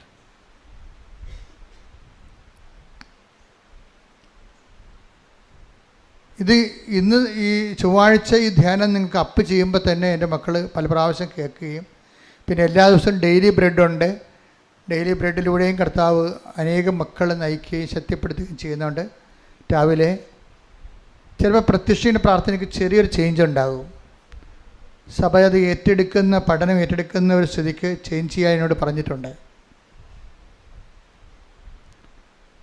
അപ്പം അതുകൊണ്ട് ആ വിഷയത്തിൽ പ്രത്യക്ഷീണ പ്രാർത്ഥനയ്ക്ക് അതായത് ഈ ഡെയിലി ബ്രെഡിൻ്റെ പ്രാർത്ഥനയ്ക്ക് മാറ്റം ഉണ്ടാകും. ചെറിയ മാറ്റം ഉണ്ടാകത്തുള്ളൂ. പിന്നെ ശ്രദ്ധിക്കേണ്ട കാര്യം, ഇവിടെ വരുമ്പോൾ ഈ സാമ്പത്തിക വിഷയം ഭയങ്കരമായിട്ട് ശ്രദ്ധിക്കണം. പലരും കംപ്ലൈൻറ്റ് ചെയ്യുന്നുണ്ട്, ഞങ്ങൾ കാശ് കൊണ്ടുവന്ന് ആ ബ്രദറിന് കൊടുത്തു, ഈ ബ്രദറിന് കൊടുത്തു. ചെറിയ കംപ്ലൈൻറ്റ് എഴുതി തന്നിട്ടുണ്ട്. അങ്ങനെ കൃപാസനത്തെക്കുറിച്ച് കേൾക്കാൻ ഞാൻ ആഗ്രഹിക്കുന്നില്ല. കാരണം ഞാൻ നിങ്ങളുടെ മുമ്പിലും കാശ് വാങ്ങിക്കാത്തതിനും ചോദിക്കാത്തതിനായിട്ട് എനിക്ക് നിൽക്കുകയല്ലേ. അപ്പോൾ ഇവിടെ ഉള്ളവരങ്ങനെ ചോദിക്കരുത്. ചോദിക്കുന്നുണ്ടെങ്കിൽ അവർ ഇവിടെ ഉള്ളവരല്ലെന്ന് മനസ്സിലാക്കണം. ആരെങ്കിലും ബ്രദർമാർ ഇത് പഴയ ഓൾഡ് സ്റ്റോക്കൊക്കെ ഉണ്ടേ. അപ്പോൾ ആരെങ്കിലും ബ്രദർ നവീകരിക്കപ്പെടാത്തവരുണ്ടാകും പഴയ പ്രവർത്തകരിൽ. അപ്പോൾ ആരെങ്കിലും ഈ പണസംബന്ധമായ കാര്യങ്ങൾ നിങ്ങളുമായിട്ട് ഇടപെടുകയാണെന്നുണ്ടെങ്കിൽ ഓർക്കുക, അവർ കൃപാസനത്തിൻ്റെ അരുവിയുള്ളവരല്ല. അവർ ഇന്ന വയറ്റിപ്പഴപ്പിന് വേണ്ടി സ്വന്തം കാര്യത്തിന് വേണ്ടി അങ്ങനെ കൃപാസനത്തെ ദുരുവിനിയോഗിക്കുന്നവരാണ്. നിങ്ങളുടെ ഫോൺ നമ്പർ ചോദിക്കുക, നിങ്ങളുമായിട്ട് പിന്നീട് അച്ഛനറിയാതെ കോൺടാക്റ്റ് ചെയ്യുക. അതിനൊന്നും അച്ഛൻ ഉത്തരവാദിയല്ല കേട്ടോ. ഇത് ഇവിടെ ഒരു ബ്രദർമാരും ഇല്ല, ആരുമില്ല, അങ്ങനെയില്ല. എപ്പോഴും നമ്മൾ ശ്രദ്ധിക്കണം. അപ്പോൾ ഈ രണ്ടാമത്തെ വിഷയം, നിങ്ങൾ ഇവിടെ തിരി കൊടുക്കുന്നവരില്ലേ, അവരുടെ വയറ്റിപ്പഴപ്പായിട്ട് അവർ ചെയ്യുന്ന കാര്യങ്ങളാണ്. എനിക്ക് ആൾക്കാർക്ക് കഞ്ഞി വെച്ച് പോകണം, എനിക്ക് ഭയങ്കര സന്തോഷമാണ്. കൃപാസനം കൊണ്ട് 10 പേര് കഞ്ഞി വെച്ച് പോയാൽ അത്രയും എനിക്ക് സന്തോഷമായിരിക്കും. പക്ഷേ കള്ളത്തരം പറയരുത്. ഈ ഉടമ്പടി തിരി എന്ന് പറയുന്നത് ഇവിടെ മാത്രം കൊടുക്കുന്നതാണ്. അത് പല പ്രാവശ്യം വ്യഞ്ചരിച്ചിട്ട് വളരെ തീഷ്ണമായി ആ ഉദ്ദേശം നിറവേറാൻ വേണ്ടിയാണ് ആ തിരിയുടെ കളർ മാറ്റി അമ്മ ഉടമ്പടി പ്രകാരമാണ് പച്ചയും നീരമാക്കിയിരിക്കുന്നത്. ആ തിരി ഉടമ്പടി തിരിയാണെന്ന് പറഞ്ഞ് പുറത്ത് വിൽക്കുന്നത് വഞ്ചനയും കള്ളത്തരവുമാണത്. അപ്പം അത് നിങ്ങൾ തിരിച്ചറിയണം. അങ്ങനെയുള്ള ഒരാളെ മനസ്സിലാക്കണം. അവർ വിൽക്കുകയെടുക്കുക ചെയ്യത്ത, പക്ഷെ അത് അച്ഛൻ വ്യഞ്ചരിച്ചാണെന്ന് പറയരുത്. അതാണ് ഇവിടുത്തെ പ്രശ്നം. തിരി ചിലവാകാൻ വേണ്ടി കൃപാസനം വ്യഞ്ചരിച്ചാണെന്ന് പറയുമ്പോൾ ആൾക്കാർ സംശയിക്കണം, എന്താണ് ഉടമ്പടി തിരിയാണെന്നല്ലേ. അപ്പോൾ ഇതുപോലെയുള്ള കള്ളത്തരങ്ങൾ പറയുന്നതല്ലേ ചെയ്യണം. അപ്പോൾ ദൈവത്തിനെതിരായിട്ടുള്ള പാപമാണ്. അപ്പം നിങ്ങളത് മനസ്സിലാക്കിയാൽ മതി. പുറത്ത് വിൽക്കുക, മേടിക്കുക, കഞ്ഞി വെക്കുക നല്ല കാര്യമാണ്. ആൾക്കാർ ഒരു ദിവസം ഒരു വീട്ടിൽ അടപ്പ് പോകുകയാണെന്ന് കേട്ട് കഴിഞ്ഞാൽ കൃപാസനം കൊണ്ടാണെങ്കിൽ അത് ഭയങ്കര സന്തോഷമുള്ള കാര്യമാണ്. അതേസമയം തന്നെ കൃപാസനത്തിൻ്റെ ചൈതന്യം കളയണ രീതിയിൽ പുറത്ത് അങ്ങനെ പെരുമാറുന്നത് നമ്മളൊരിക്കലും പ്രൊമോട്ട് ചെയ്യരുത്. അത് മനസ്സിലാക്കണം. വെഞ്ചരിച്ച തിരി, ഉടമ്പടിയുള്ള തിരികളെ, വെഞ്ചരിച്ച തിരിയും വെഞ്ചരിച്ച തിരുവസ്തുക്കളും എല്ലാം കൃപാസനത്തിനകത്ത് മാത്രമേ ലഭിക്കത്തുള്ളൂ, കൗണ്ടറിൽ മാത്രമേ. എല്ലാവരും എഴുന്നേൽക്കുക. സമാപനാശീർവാദം.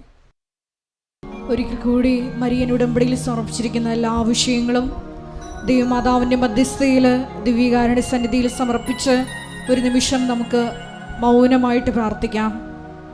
സക്രിയ 4:6 തിരുവചനമനുസരിച്ച് സൈന്യബലത്താലുമല്ല കരബലത്താലുമല്ല കർത്താവിൻ്റെ ആത്മാവ് പ്രവർത്തിച്ചിട്ടാണ് നമ്മുടെ ഓരോരോ ഉടമ്പടി വിഷയങ്ങളും ഏറ്റെടുക്കപ്പെടുന്നത് എന്ന് തിരുവചനത്തിലൂടെ വെളിപ്പെട്ടതുപോലെ ഉടമ്പടി നിബന്ധനകൾ വിശ്വസ്താപൂർവം പാലിച്ചുകൊണ്ട് നമ്മളെ തന്നെ എളിമപ്പെടുത്തി മരുഭൂമിയിലും നിനക്ക് സമൃദ്ധി നൽകുന്ന കർത്താവിനാൽ നിരന്തരം നയിക്കപ്പെടുന്ന വ്യക്തികളാകുവാനുള്ള വലിയ അഭിഷേകം സ്വീകരിക്കുവാൻ നമ്മളെ തന്നെ ഒരുക്കിക്കൊണ്ട് ശിരസ് നമിച്ച് നമുക്ക് ദിവ്യകാരുണ്യ ആശീർവാദം സ്വീകരിക്കാം.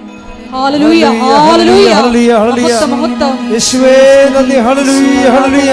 എല്ലാവരും മുട്ടിൽ നിന്ന് ദിവ്യകാരുണ്യനാഥന്റെ ആശീർവാദം സ്വീകരിക്കുക. ഹല്ലേലൂയ, ഹല്ലേലൂയ, ഹല്ലേലൂയ, മഹത്വം, ഹല്ലേലൂയ, ഹല്ലേലൂയ. ആരാധന, ആരാധന, ആരാധന. യേശുവേ ഹല്ലേലൂയ, ഹല്ലേലൂയ.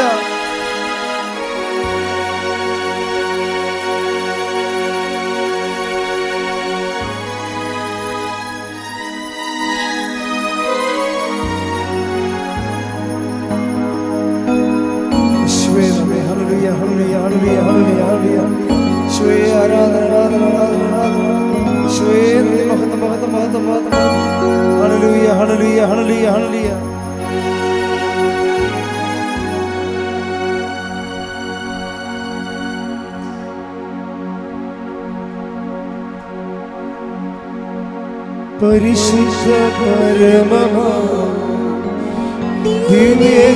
ദിവ്യകാരുണ്യമേ എന്നുമെന്നും അങ്ങേക്ക് ആരാധന. പരിശുദ്ധ പരമമാ ദിവ്യകാരുണ്യമേ എന്നുമെന്നും അങ്ങേക്ക് ആരാധന. പരിശുദ്ധ പരമമാ ദിവ്യകാരുണ്യമേ എന്നുമെന്നും